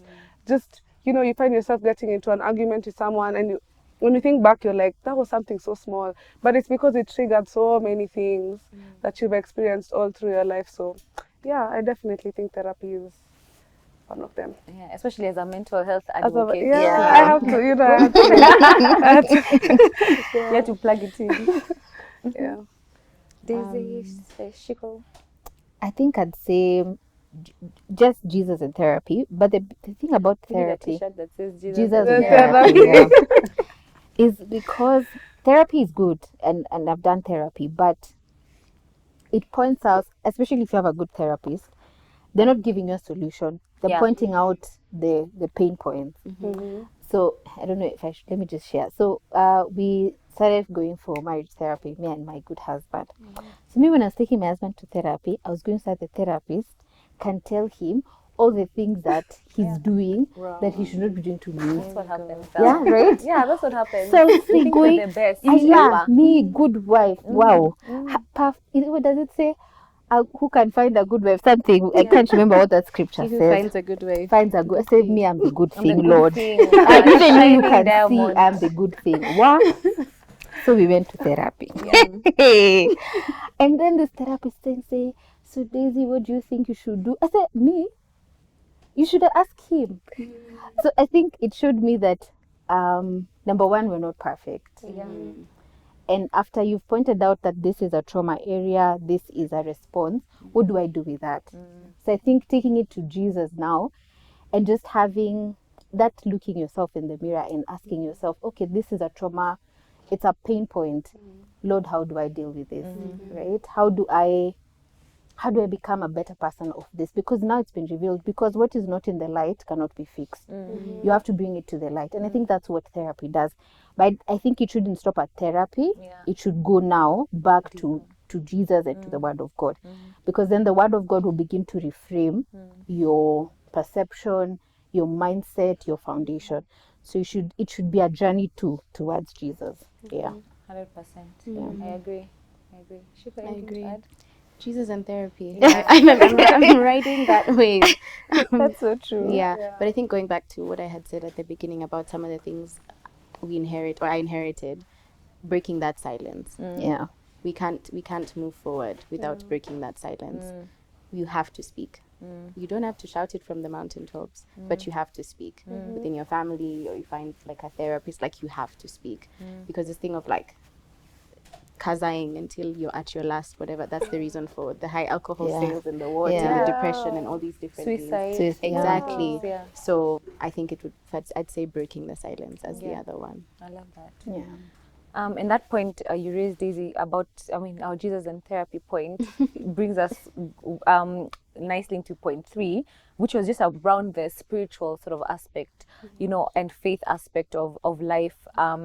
What, like in this season or past seasons, what has being spiritually stuck looked like for you or women today? Like, I think I can start. For me, I'm learning through therapy and through the Word of God that I don't really know who God is. Let me expound. I realized that the God that I think I knew was almost a limited God, in that I was looking at him from the perspective of my earthly father. Like, I hadn't seen the unlimited God, if that makes sense. And because of that, and I guess just how growing up, that whole idea of like trying to be perfect and all these different things, to seek validation from the elders, one of them being like either my fathers or my father figures, that's how I used to approach God. It's like, if I've made a mistake, you run. You run. You don't even want to be seen, you have a challenge, you want to first try and fix it, then you go to him. And so I realized through therapy that I had that same relationship with God. And that meant that spiritually I was limited, because if I wasn't interacting with God in the way that he actually is, then I wasn't fully accessing like the spiritual freedom that I was supposed to have. So I can't say I figured it out. Sometimes I still find myself sometimes running back to the, oh my God, he must be ashamed of me, or he must be this, or he must be that, or what does he think of me now, that I've done this. So for me, that I think has been my biggest spiritual limitation, not being able to see God for who he is because of me, not because of him. That's also another thing, like to highlight. And in that, because I can't see him for who he is, and I also couldn't see myself. It's an identity thing. Like, if he's the image bearer, I am made in his image. If I can't see his image, I can't see mine, And so I don't even know who I am. Even now, I know that's really good. But it's like, because I don't know him, then I don't know myself, and I don't know what he's prepared for me. I don't know my purpose. I don't know my identity. And so I'm constantly trying to seek it, but in the wrong ways and in the wrong places. So I'd say for me, those two things, like not knowing God, and then in turn not knowing me, because he's the one who created me. So it should kind of, flow. There's the verse that says we're made in Christ, like inside. When I see it in my head, it's like inside Christ. So it's like, if I don't even know who that is, or I can't comprehend, then I can't comprehend myself. That's really good. Yeah. How do we follow that? That's really good. That's so good. Yeah. I'd say, like what you're saying is basically being legalistic and like feeling like you have to do certain things for, like, it's like, you know, if I make these mistakes, God can't love me. But it's, the thing is, it's us who move. It's God is, God stays where He is. And like, it's just learning that, like, God already, it's not like He's not surprised that we're making mistakes. Like, He's really not surprised. He's not like, oh my God, like, you know, you made a mistake. No. I feel like He sees that and He knows, and that's why He wants us close to Him, because when we're close to Him, He can direct us. But if we make small mistakes and then now we move away from Him, He can't really, like, you know, we've moved away from Him. So yeah, I'd say for sure that being legalistic, and it's like, I don't know, I think it's the devil that uses that guilt, because not I think, I know. Yeah, the devil uses that guilt to kind of detour us from God. And you see, by the time he's detouring you with one thing, you find you've gone like you're so far off. By the time you're coming back, you're like, where do I even start? But yeah, it's also to learn that no matter where you are in your life, like, you can always call on God. Like, He hasn't moved. I think that's something so important to always remind yourself, like, God hasn't moved, God hasn't moved. So that even when you're saying, where do I start praying, or like apologizing several times, like, he's already like, if you've said you're sorry once and you're willing to work through it, that's enough. You don't, like, even the act of us constantly apologizing to God is like, it's a doing, it's trying to earn, like, it's like, His approval. if I say sorry enough, like, He'll forgive me enough. It's like, no, you're already forgiven. Like, it's fine. So yeah. And when you were saying That's that, what I I'd think say. the visual I get for, like, when it's like when you've done something wrong and then you feel like so much shame, so you pull away From Him, I get the visual of, like, you know, like a shepherd with, like, maybe his 99 flock are here. Then you're the one flock that has gone there in the bundus where now the wolves are, the lion, the bear. That's why they can get you. But that's what the devil does, because he wants to take you away from Isolate you.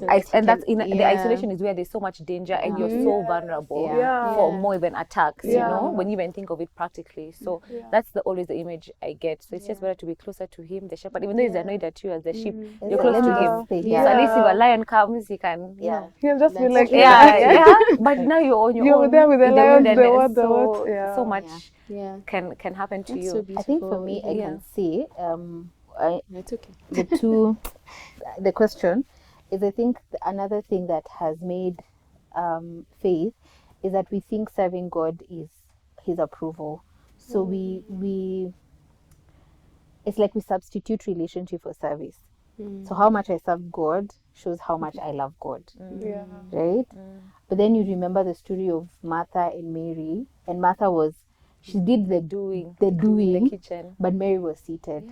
And Jesus was saying she chose the perfect thing. And that has always made me go back to, as I'm doing the things, am I serving from a place of relationship, or am I serving from a place of, let me do so that Jesus can see? You know, she was not really doing anything wrong. Even you, if Jesus came to your home today, are you not going to cook? Like, so when you think about it like that, she was just like, she was kind of trying to do the right thing, but Jesus says Mary has chosen the thing that cannot be taken away from her, and that's sitting at the feet of Jesus. I think for me, in terms of is it spirituality, is to always go back to the place of seeking and then serve from that place. I love that. And okay. I had seen somewhere, someone was saying how, you know, how when you love someone, like, let's say your friend, I was going to say husband, but it's gonna sound, let me say friend. So when you love your friend, if she came over, the way you're saying, you'd cook for her, you do so much for her because you just love her, right? So if you learn to love God, then the doing becomes so easy, because it's like, it's just a product of your love to come naturally. As opposed to, like, I'm doing so that I can be loved. I can love, so you know, So I have something to add to that. Recently, so I know that growing up, I was taught to perform, like to do, to earn. I thought that's what it meant. So I'm in a space where I'm trying to unlearn it. But where that has come from is I have my close friends. So I like to plan. So they've had birthdays recently. And my idea of showing you that I love you is, let me plan the cake, the, oh my God, the Let me waiter, do. like do. So the day ends, and I think I've done a fantastic job. I'm expecting, oh my gosh, thank you so much for what you've done, what. Oh, it was nice. But you weren't seated next to me. I Oh, said, wow, that's something. yeah. So back to that, like just being in the presence, Yeah. like stop doing a lot of things. Yeah. Yeah. Oh, that's so deep. Yeah, that's really good. And I wanted to now unpack. I mean, I throw it to you guys. How do you think Gen Zs and millennials are navigating Christianity and spirituality? Like, how's that going? That's an interesting question. Because there's also the rhetoric of I left God, but I didn't leave church. Sorry, Aki, I hope we wouldn't get into church. Yeah, that's what I'm also like. I know. I don't Wait, know. I left God. I left church, church, but I didn't not leave God. God. Yeah, sorry, it's the other way around. Yes, Yeah, and I don't know. Maybe they can go first. But for me, when I'm facing a dilemma, I always go back to what does the Word of God say? Yeah. Because it's the only true word. It says the Word of God is a sure word of prophecy because it's been tested in the fire 7 times over. So as much as we are trying to redefine, and there's nothing wrong with that, we can redefine how we're doing church, we can redefine how we're doing community. But what does the Word of God say? Because anytime we go away from that, then we find ourselves in error, right? So we can't redefine how we're doing community, we can't redefine how we're doing church, but we cannot redefine relationship with God. So, because now there's also the, are you spiritual? Are you Christian? I'm wondering. Sasa tofauti. Let me I say yeah. something. So I don't know. That's what I'm saying. I might get into trouble, but I don't know. No, it's a safe space. It's a safe space.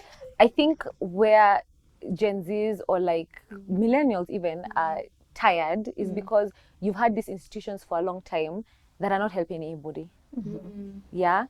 And this holier than thou aesthetic, when really, if we even went to your home or saw what you're really doing, it's not what's in the Bible. You're not emulating Christ. So I think because the Gen Zs are very, they want authenticity and truth. And the questioning of what, why must I go to church on Sunday? But if I'm hungry, you will not help me. If I need rent, you will not help me. So what's the point? So I think for them, how they define Christianity and spirituality is the spirituality is what you're saying, that one-on-one relationship with God. Whereas I think the Christianity is the act around going to church and I'm a Christian, I'm a Bible-believing Christian. But at the end of the day, are you a good person? I think that's the push and pull that they have. So I don't know how it's going. My argument towards that also then is, if the problem is in the institution, the institutionalism of Christianity and religion, that's the problem, right? And we can all agree there's a lot of evil, a lot of mistreatment, just a lot of injustice in the institution. And that I agree with. And we can find fault in that. But my problem is, or rather my contention is, that we find fault in the institution and we're placing the fault also on Jesus or on the Word of God. That's where I want to draw the line. Because yes, the institution, and let me tell you, anywhere where there's people, there's There'll a be problem. issues. there's going to be problems. Yeah. There's going to be problems. But we can fix that. So I'm saying we can redefine how we're doing church. We can redefine that, but let's not go away from the principles that are set. Yeah. I think I agree, but maybe to expound or explain that issue, I think for me it's in seeing the institutions or the people in the institutions say and speak as though they are God. the perfection, or they are God. Actually, they're like a mini God in the building, and like everybody has to go to them. They know everything. They have, you know what I'm saying? And so because of that, then it's hard for somebody who's been hurt by that to separate the two. Because if you're telling me you're embodying this Jesus and this is how you're showing up, then I don't know. I'm confused. Jesus, you know what I'm saying? I'm confused because who are you talking about? And I think out here to your point again, it's like, are you a good person? Like at the foundation of his word and at the foundation of who he is love. And I think for at least me, the conversations that I have with my friends or like the Gen Zs that I know who have stepped away from church, it's I go there and the first thing that's happening is I'm being judged. nobody is approaching me with love. So if you can't even show me the love that this God, your Father, it's in Him and it's who He is, then what are you even? So What are we preaching? Exactly. Like the list of things you're supposed to do? That's one thing, but before all of that was love. So who are you? And if you can't show me that, then I will not be there. And I I'm think, speaking, like I have so many points. Yeah. But I think my one point that you said, I think, and I'm learning in my journey, is to separate what I think that's where Christianity is different from other religions. We look at a personality as the person, as a pastor, who is your connection to God, which is wrong. Like there's some people who say, I can't get married until my pastor has confirmed. Who is your pastor? Are they No, Jesus? I mean, talk to Jesus. That's Yeah. who should be saying, I can't get married until God has told me himself. Not my pastor. And I think in other religions, when you look at like even whatever, Buddhism, Hinduism, it's that connection to you and your deity. Where we've gone wrong and why we've empowered people as Christians, because you're empowering a mere mortal like you to assume the position of God. It's wrong. Yeah. And so that's I the think part. that's the part that's part. and I think that's the part also that the Gen Zs are calling out, because if you're supposed to have a one-on-one relationship with God, let it be one-on-one. And actually for me, I'd rather they have their own one-on-one relationship with God, even though they're not going to church, but you're speaking to Him. That's more substantial to me than this false one-on-one relationship because you're in a church and that's how you're you're convicted to be a Christian, or that's your Christianity. Because even like I was listening to another podcast the other day that was saying this big church, and they had a youth leader and he had been raping the girls for years. It was found out, the church did nothing about it. They hid it and took him to the UK to continue his studies. So honestly, after hearing that, which church are you telling that person to go to? You have to be human in a way. So for me, I'd rather the one-on-one relationship. Each person has their relationship with God. It's better that way sometimes, because some of these institutions out here are very scary and what they're doing. I think in as well as that, because then there still is a place for the church. There is. Like according to the word, there is a place for the church. So I think even as congregants in the church, we need to also separate the person and from because at the end of the day, as you said, they're still people. Mistakes will be made and all these different things will happen. So we also, as much as we can say they've put themselves in a position of like to be a deity, as the congregation, we're doing the same thing. We're validating that and that's how they remain there. If we choose not to, then they just become somebody who maybe knows the word and has a way to communicate it in a way that's different, but they're not the end all. So I think there's the both sides of it as well. And I think that also comes only with maturity as a Christian, because we are mature Christians here, we can see that. But for someone who is just new into Christianity, I don't think they know how to tell the difference between that. So there's work to be done there as well. There's definitely a lot of work to be done. So much work to be done. Because then we are the church at the end of the day. We are the body of Christ. So how are we doing church? Because as we're saying they're doing church, how are we doing church? Are we doing the things that what Paul writes and says that we are an epistle read to men. If someone saw you and they never read the word of God, would they say that that person was God? Exactly. Or is a Christian. So I think it's also, as we ask definitely the institutions need a lot of I would work. say they need the Lord, but they do Jesus. What is Jesus and therapy? Yeah, they need Jesus therapy, the law. Somewhere the law also needs to get involved. A lot of sanctification needs to happen. But also, as we're saying that, then we also then need to be able to create church then that is home. Because that's what people are looking for. Communities where people feel that they're loved. What she was saying, they're loved, they're not judged. And as they come, then they're changed. Because you can't meet Jesus and remain the same. There has to be a difference. And there's this saying that says, someone will never forget how you made them feel. Never. And for me, I think in my own personal walk and being out here and a Christian, when I meet people and I'm talking about Christ, I'm very careful to emulate it for myself authentically and also make them feel welcomed, because there's been many spaces I've entered, even Christian spaces, where I feel unwelcome. And what Chico said is, it's love. At the end of the day, Jesus is love. So how are you talking to that person? How are you encouraging them? How are you showing up? How are you preaching your Christianity? Because people can tell what's real and what's fake. And they will sniff out a fake Christian so quickly. So I think that's what I'm learning for myself. Like, just be myself, be real, be authentic, and just lead with love, because that's how people are going to always remember how you made them feel. Yeah. And you And- speak about stuff like Yeah. Oh, you want to go ahead? I was just going to say, and no one ever changed from like hate. No, no one. It's love. Yeah. Love Yeah, is it's what love, yeah. changes. Yeah. Love is what It transforms. transforms. It Yeah. does. Yeah. Yeah, I was actually going to say the same thing. Like when you're, when before you came to Christ, or like at least for me, I know I've been raised Christian all my life, but like when I made the decision, it's because like even the people around me, the things, like my surrounding was love, was just come as you are, come as you are. But I feel if it was different, I'm not so sure that I'd be here. Of course, I'd hope that God would save me from wherever I'd be, but even using that approach, like is even as you as an individual, like what works for you when you make a mistake or when you do something wrong? Does it work better when someone talks to you about it, or when they like tell you how you're such a bad person, you know, you're a liar, you're this, you're this, you're this? No, I feel like at the end of the day, it's just approach somebody how you'd want to be approached if you are in that position, which goes back to love, because you'd want to be approached with love. And and I feel like that way many people will be able to, you know, these institutions will change, even people in the institution, because at the end of the day, an institution is built by people.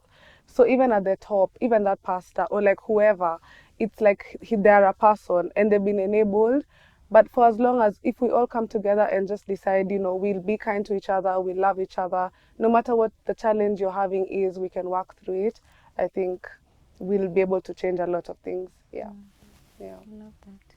And I think a lot of questioning comes when, you know, people are disappointed or hurt. Yeah. So my question was, how do you stay rooted in faith while still being honest about, you know, experiencing doubt, disappointment, or hurt in your faith journey?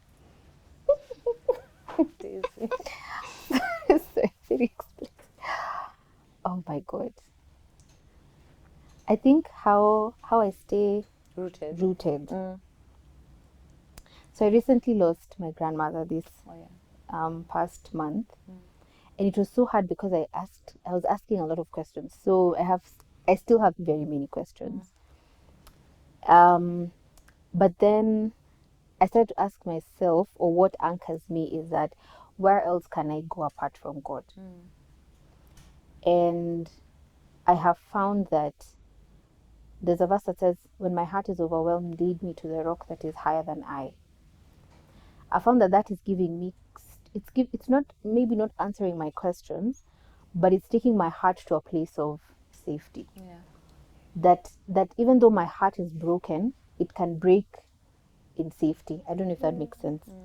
Yeah, that my heart can break in safety, and I may not know why what happened, but I can rest in the fact that God knows everything, and in His will, this happened as well. I don't know if that's it's a very spiritual answer, but I think that's what is giving me peace.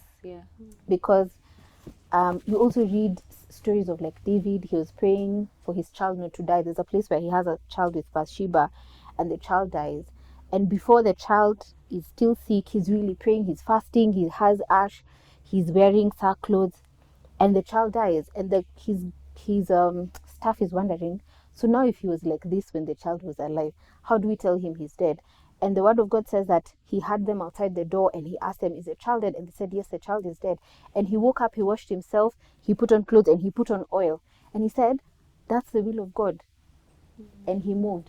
And that in a very, I don't know if this is it, but in a very way, it's giving me peace that in the will of God, he factored this in and he allowed it to happen. And why I may not know, but I still trust God. I think it's to get to that place of the Job writes and says, even though he slays me, yet still I will praise his name. And I'm okay there. Yeah. That's very honest and vulnerable, but so much truth as well. Yeah. Okay. Don't know. I think for me, similarly, it's not being able to imagine a life outside of him. I did have that life, and sometimes things happen and I'm like, if I go back, I don't know if I'd survive, genuinely. So for me, I found the reason to keep going in him, and it was through his love. So that's why I brought up the point about love. It was through him bringing people into my life who picked me because what? You know, I didn't act, I didn't do, and because of that, I can't imagine not being in his presence. I can't imagine not having him. There's the story of the what's the guy, the son, the what's his name, the prodigal son. Sorry. And how he went away and he came back, and the father was more interested, quote unquote, in the one who had left than the one who stayed. And I can imagine like being the person who stayed, and you're like, what, I've been here the whole time, like you should be giving me flowers for that. But for me, I was the prodigal son. So being in a position where I can see God reach out his hand even in a place where I didn't deserve it and completely turn everything around, I can't imagine life outside of that. There's a part in Mark where he's basically saying how Jesus had compassion on them, and then he taught them.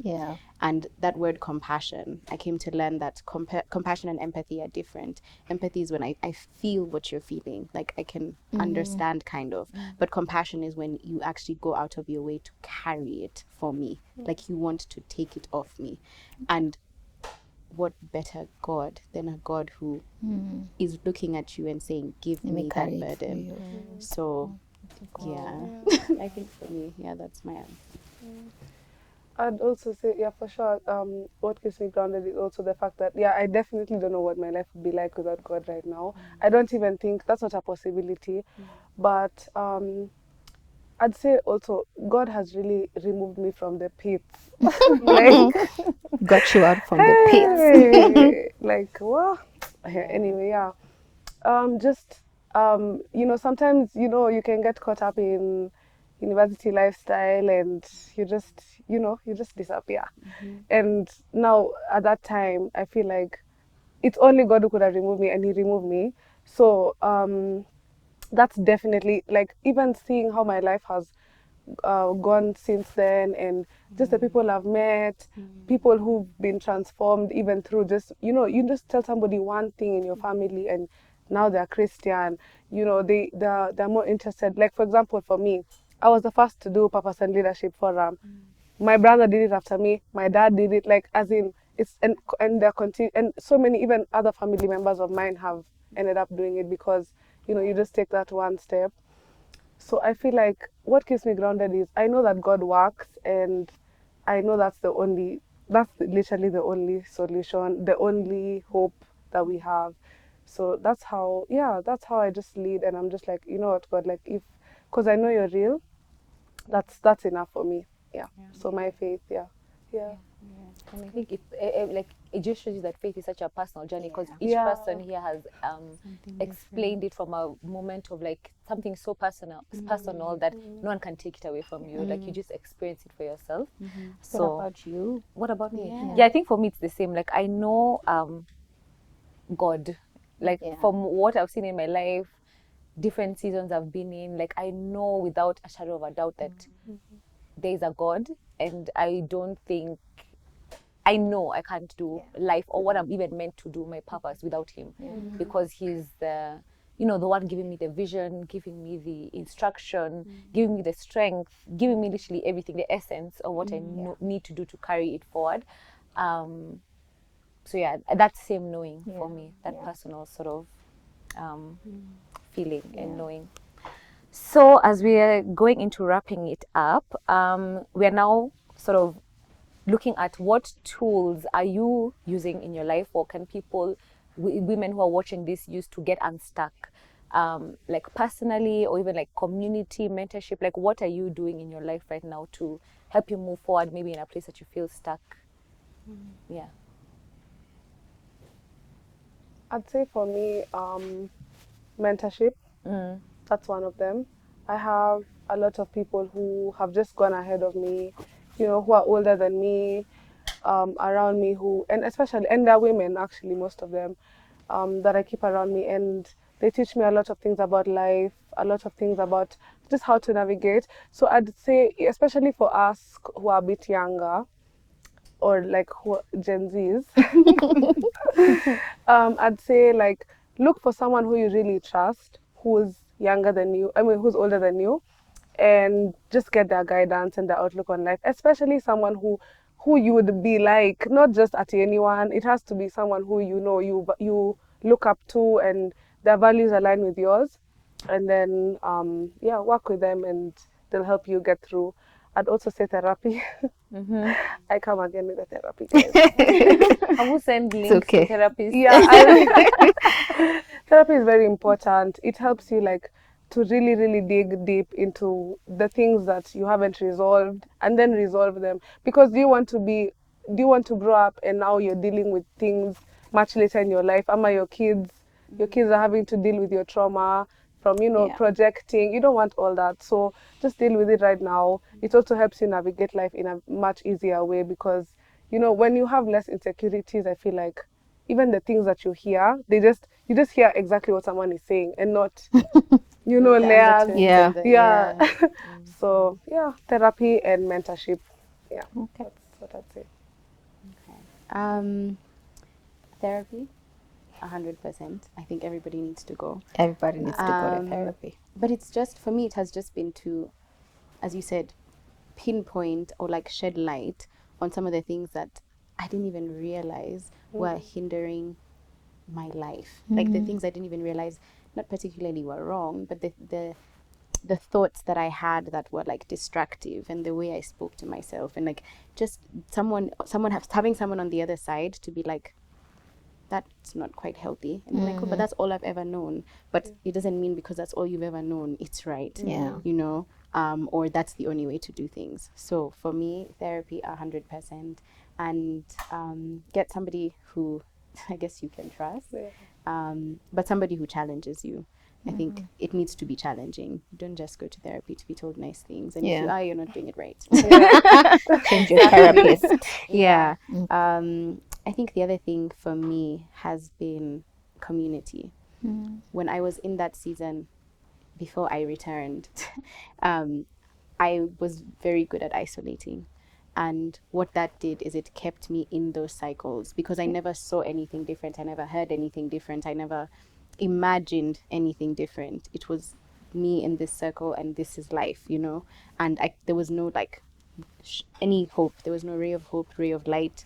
It's just you going deeper and deeper and deeper and deeper. So for me, community has really helped. And I always know that something is not quite right when I want to isolate.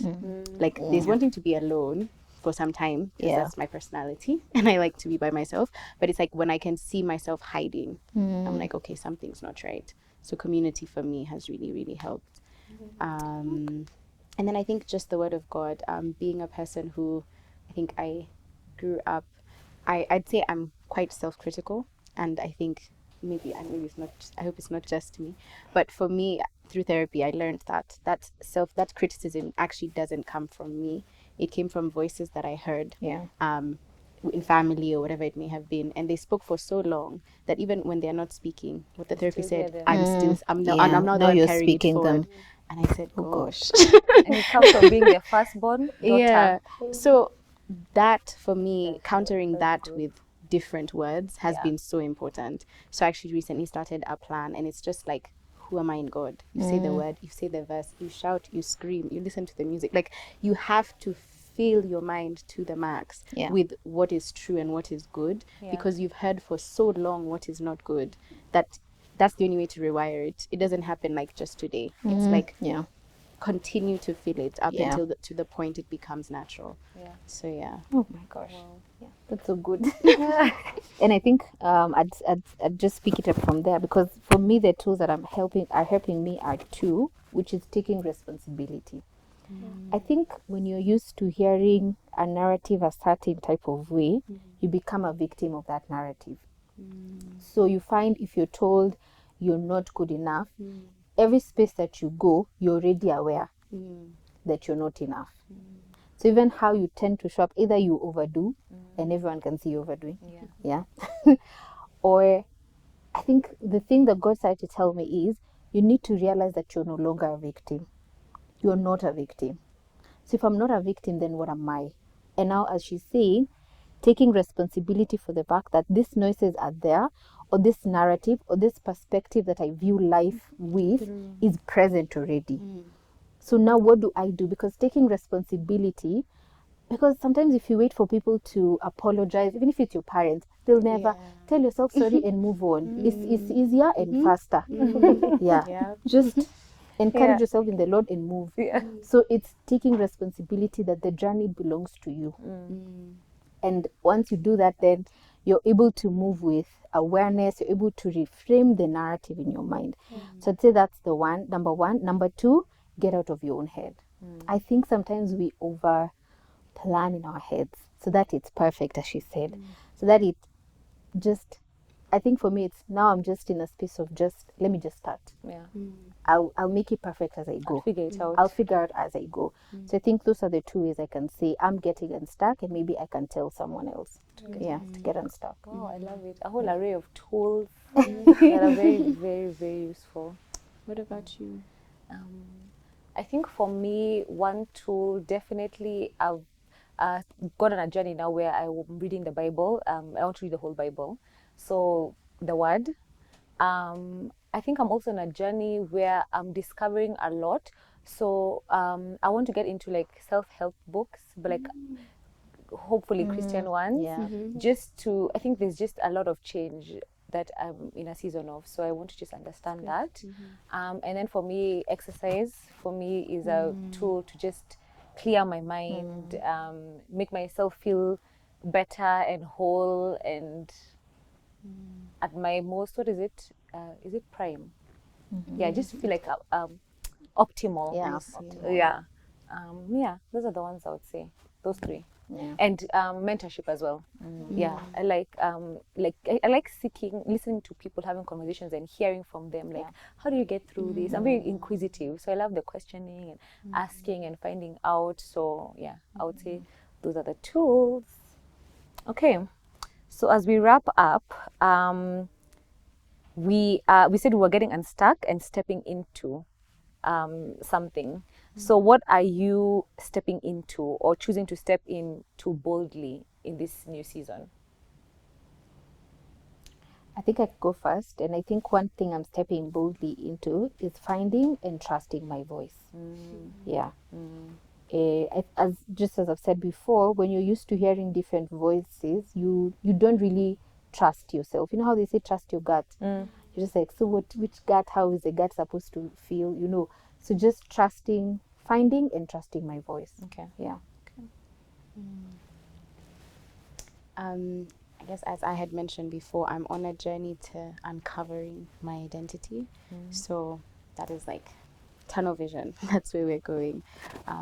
But in that journey, I think one of the biggest things that I'm actively having to do is to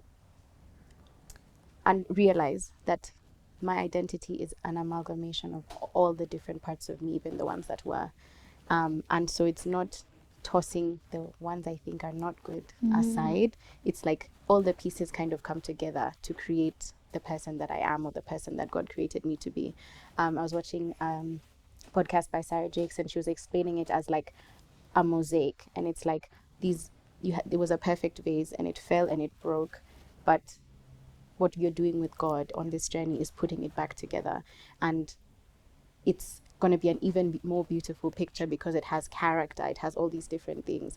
So that is like accepting all the different parts and like learning to love all the different parts of myself.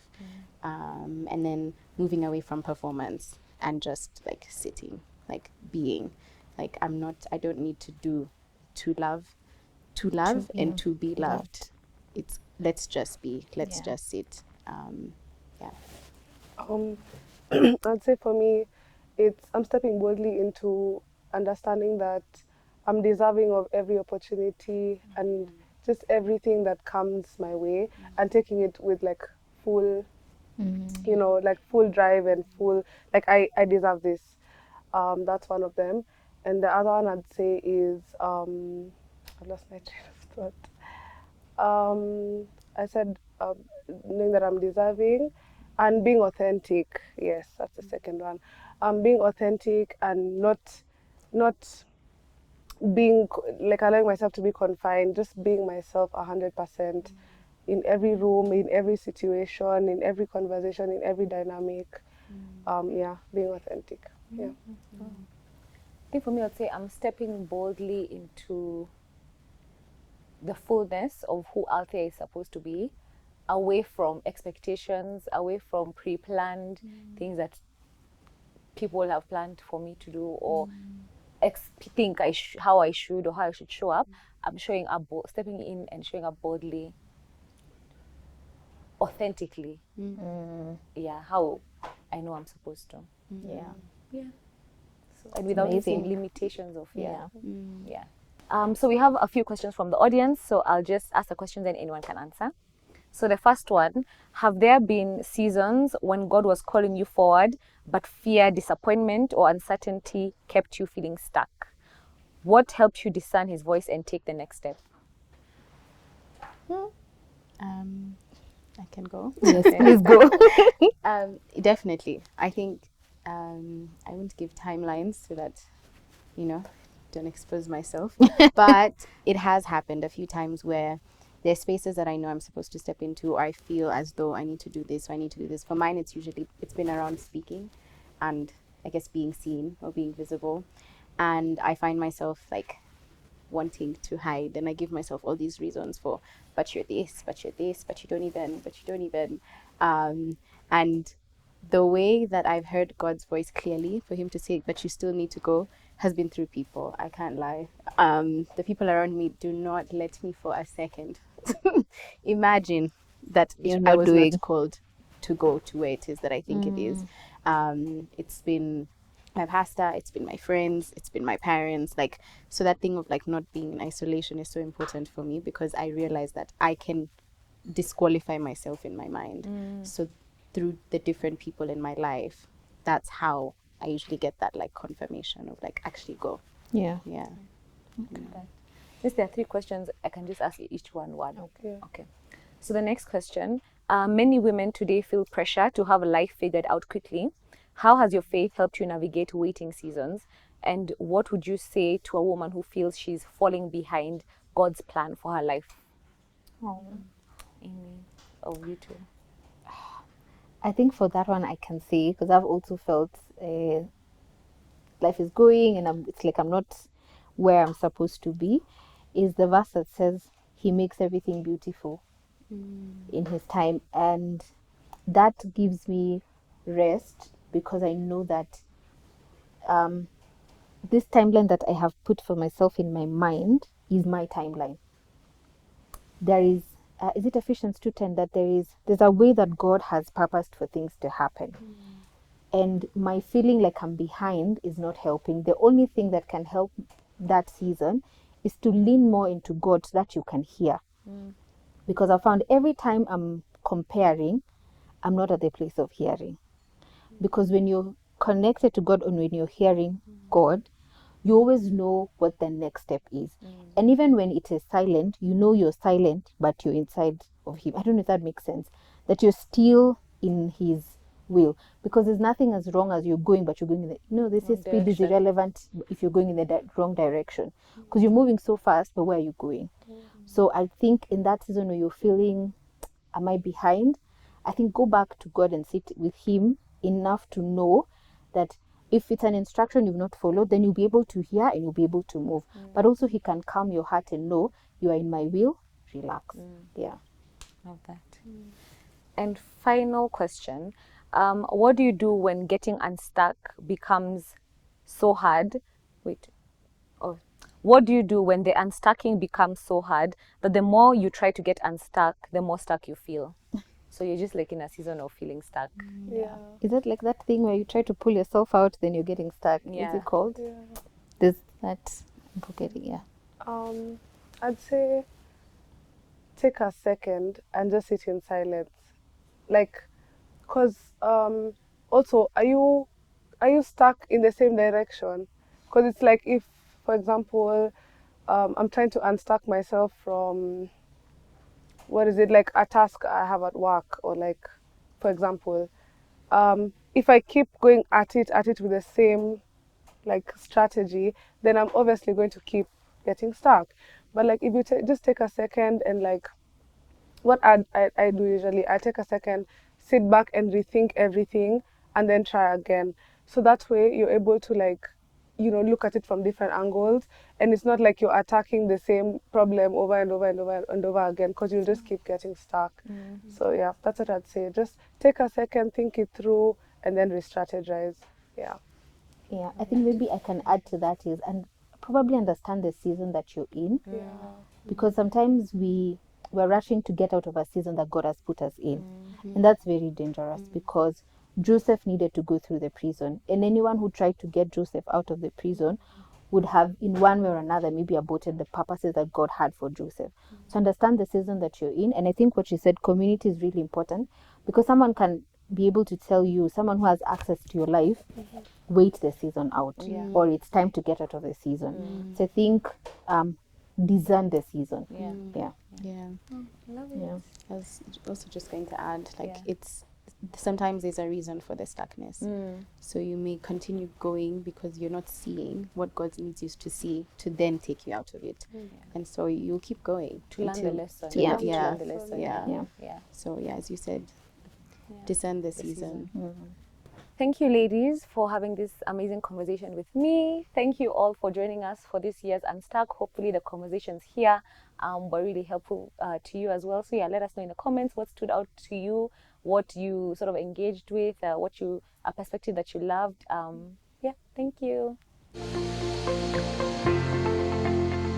What a panel, what a conversation, what a conference. My goodness, so many life lessons to help us get unstuck. And just to share a few of my takeouts and things that have stood out for me.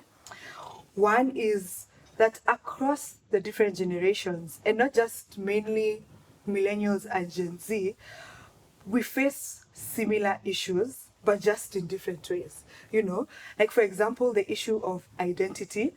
It's something that was very recurrent, but it was manifesting differently from generation to generation. And then two, I could see how every generation reacts to the strengths and weaknesses of the previous generation.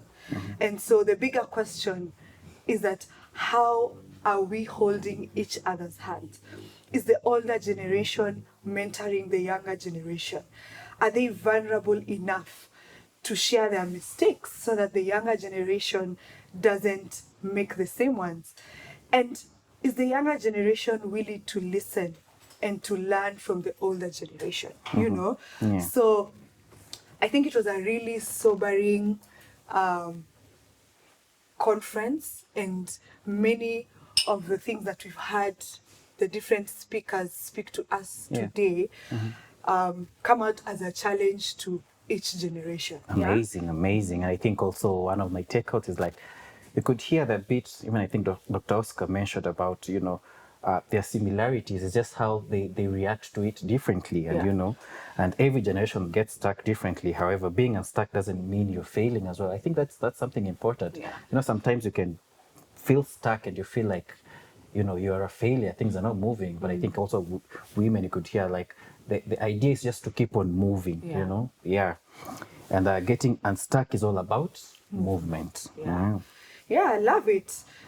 And we hope you've enjoyed the conversation as much as we have, and that you've picked something, to apply to help you in your area that you've been stuck in. And even as we come to the close, we'd like to take this chance to thank you, our guest speaker, Dr. Oscar Gidhur, our male panelists that included Ndongo Kimani, Steve Kipkoti, Mushiri Gashugu, David Mahinda, and our lovely ladies panelists that included Daisy Miro, Njoki Kimani, Shiko Mutai, and Althea Matu. Yes, and we'll also love to thank all our partners, and just to name them, Lumina Digital, Floral Arts, Best Collective, and everyone who gave towards this event. May God richly, richly bless you. Lastly, we appreciate every one of you for taking time to join us today. Thank you for your engagement and all your feedback. We invite you to follow us on our social media platforms as shown on the screen. And Kingdom Business Solutions runs other signature events as well. We have Women Rising, we have We Must Be Married, we have Men Impacting Differently, we have KBS Youth, the UNSTUCK Conference, which also has the UNSTUCK Masterclasses. And lastly, we have the annual Thanksgiving and Reflection Retreat, which happens in November. We also have the Purpose and Leadership Forum, both on-site and online globally. Additionally, we have the Legacy Table by just Angie on YouTube. Please like, subscribe, and follow us, and watch as well. And for further information, kindly contact us through the number on your screen. Yeah, and before we close officially, we'd like to extend our gratitude to our convener, Apostle Angie. Thank you for being the visionary leader, and the driving force behind UNSTUCK. Your passion for transformation, purpose, and leadership continues to impact lives across the globe. Yeah. Once again, to you, our amazing participants who have taken your good time to come and spend time with us, we appreciate you so much, and we say thank you. Kate and I have truly enjoyed being your hosts for this year's UNSTUCK, and it's been an honor to walk this journey with you. And now, before we go, we'd like to welcome back Apostle Angie. Wow. Hey, that is for I hope, we need an Alilili emoji. We really need one. But I hope that you are really sending out your Alililis. I have really enjoyed the UNSTUCK Conference 2026. Oh my God. Such amazing conversations. I'm always amazed at how God chooses the right people to be in the room and to bring the conversation. Our MCs have been, wow. Hey! Give it up for the amazing MCs. Absolutely amazing. They understood the assignment. And then I love my presentation. I love what Dr. Oscar shared as well. The two panels. I was just really marveling at how the whole message, when we start a message, it just flows. And it's the same message. People are talking about seasons of stillness. We talked about absent fathers. They were not here when I did my presentation, but they have come in and they've added their own, and it's just created such a beautiful, I feel like, tapestry of information and grace. I think my advice is to watch it again, pause at the parts that really speak to you. When I'm watching something like this, I even pause, I pray, because I'm like, yeah, that one. That's what I needed to hear. So I hope you enjoy it. I love that we were from different generations, but the conversations were amazing. Please tell us your takeouts as well. Send in your takeouts. Send in the things that you didn't like. We're never afraid of questions, or we're not afraid to face things that people ask or challenge us. We are up for the challenge, because it's the Holy Spirit that will give us the answers. We rely on God's wisdom and not our own. So I hope you have been impacted. If you have been triggered, that's also a good thing, because then you begin to deal with your triggers. You begin to do a deep dive. I think the men's panel talked about self-awareness. It's important to be self-aware. It's important to identify what the problem is, because if you don't identify the problem, then we can't solve it, because what are we solving? I loved the conversations around purpose, the conversations around God, because, even me, hey, tried Jesus. I've tried everything. I've tried everything. So it got to the point where I tried Jesus, and Jesus worked. And I wish, and I think one of the panelists said that as well, I had even tried him earlier, but it's okay. It's your timing, it's your grace. And if you've tried everything else, nothing else is working, just try Jesus. Try Jesus. You can even give him a timeline and say, this is what, I'm only going to try this for this long, and then see what will happen. I loved even the conversation about failure, because I said, you must accept that you will fail, but you embrace failure. I think there's a time in my life when I didn't like that. I was like, I don't know about failing. But failing is a good thing, because you learn. You learn what not to do. And like I referred to, I love the people, like the guy who created electricity. Honestly, you can't be married to that guy. Can you imagine? He even blew up, I don't know, a band or what? He did so many things wrong and learned so many ways of not how to produce electricity. But finally, he understood it, and here we are. We enjoy this. We enjoy electricity. I'm always thinking about the Wright brothers and the aeroplane. Oh my goodness! Every time I'm in an aeroplane again, I'm always like, where am I exactly again? Who said this thing can fly? You know, because they tried and failed, but then somewhere along the line it worked, and then people take it and improve it and make it something absolutely amazing, like they have done to the whole air mobility sphere of influence. So I hope you really enjoy. And oh my God, that was so good. I just love it. Gen Z.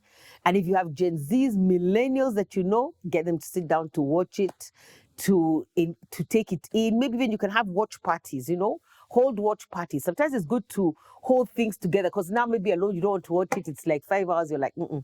But if you watch it with people, then you could even stop. You could discuss. You could have takeouts. You could say, what I don't agree, I agree with this. I mean, that would be so much fun. So I encourage you also to have watch parties. I encourage you to send this out to all the Gen Zs and millennials that you know. They can say what they agree with. They can say what they don't agree with. We are good. But I'm just so grateful that we got it done. And I really feel that this is a moment, it's a moment in history. It's a defining moment. It's a defining moment to take what you have heard, to take what you know and what's going on in your life and sort of move. I think for me, the greatest takeout is move. You have to move. Just move. Move in whichever way. I think I remember even there were the 4 lepers, you know, I think in the book of Kings, who they were like, if we stay here, we die. So let's go, let's do something. And they went and they found out, they discovered a gift for everyone. They discovered, I think there was food and treasures and things they discovered for everybody, you know. They even started partaking of them by themselves. Then they said, hey, yeah, no, let's go tell people about this. So movement is important and you really need to move. I loved accountability. There was a thread of accountability as well, because you cannot move by yourself. You have to be held accountable by someone.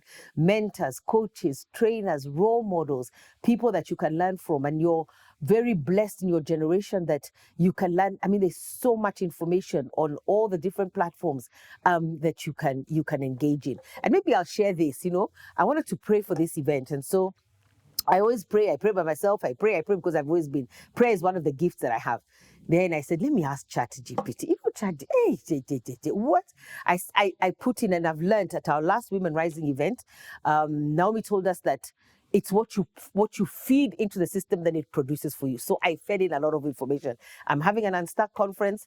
These are the different areas that will be participating: production team, service team, technology. There'll be keynote speakers. But I just gave it information overkill. And then I told him, create for me prayer points. Walala. Come and see ChatGPT. Hey! I was like, hiya. And then I got into prayer. It created 9 points, everyone with a different heading. I prayed like a crazy woman. But I was so happy because I was like, wow, this technology thing actually works. It actually created, and I said, and when I write, I say with scripture, right? Put mommy scriptures. So after I prayed, I spent like 2 hours in prayer, just really edified. So you have a lot of technology. There's nothing that you can seek information about that you cannot have. It's all at your fingertips. It's available to you. It's available to you. But I feel like say biblical. You know, when I look for answers, I have to write there biblical. Because I'm not sure. I don't know what else. Maybe I should try and see what else it will produce. But it will produce biblical perspectives. You know, it produced for me a whole plan on how we could pray for this event. And that's how I don't want to say easy you have life. You have solutions at your fingertips. So I pray that Unstuck 2026 is a great solution for you, that the lessons that you have learned here, the stories you have heard, the sharing you have heard will serve as a platform for change and a platform for you to make that move right now. I think that's not a Christian song, but we're making a move. Making a move is what is paramount. So wherever you are, ensure that you make a move. I love you so much. We do this because of love. We really do. It's a whole production. It takes a whole year to plan an Unstuck event. So this is love. So from us to you, with a lot of love, enjoy Unstuck 2026. And let me pray. Heavenly Father, we thank you and we bless you. What an honor it is, Lord. Thank you for using every vessel that stood here, Father. From myself to Dr. Oscar, to the panel with David and Steve and Dongo and Mushiri, and the panel that had Althea moderating with Shiko and Daisy and Joki, and the MCs, Father, with Kate and Pretorius. Absolutely amazing, Father. We thank you for the production crew as well, led by Beryl and her team for Lumina. But we thank you, Lord. We thank you because I just keep feeling this is an overflow of love. So I pray that real change will take place. I pray that people will find real solutions in the name of Jesus Christ. I pray they will find one thing from this Unstuck 2026 that they can apply, and that they will apply it. And movement will start as they apply it. I pray they will refuse to be stuck. They will unstuck themselves, Father. And I pray that there's a grace, there's a favor, there's an anointing, there's a presence of God that flows into them, for them, through them, and all around them to execute God's divine purpose for Unstuck 2026 in their lives. In Jesus' name we pray. Amen.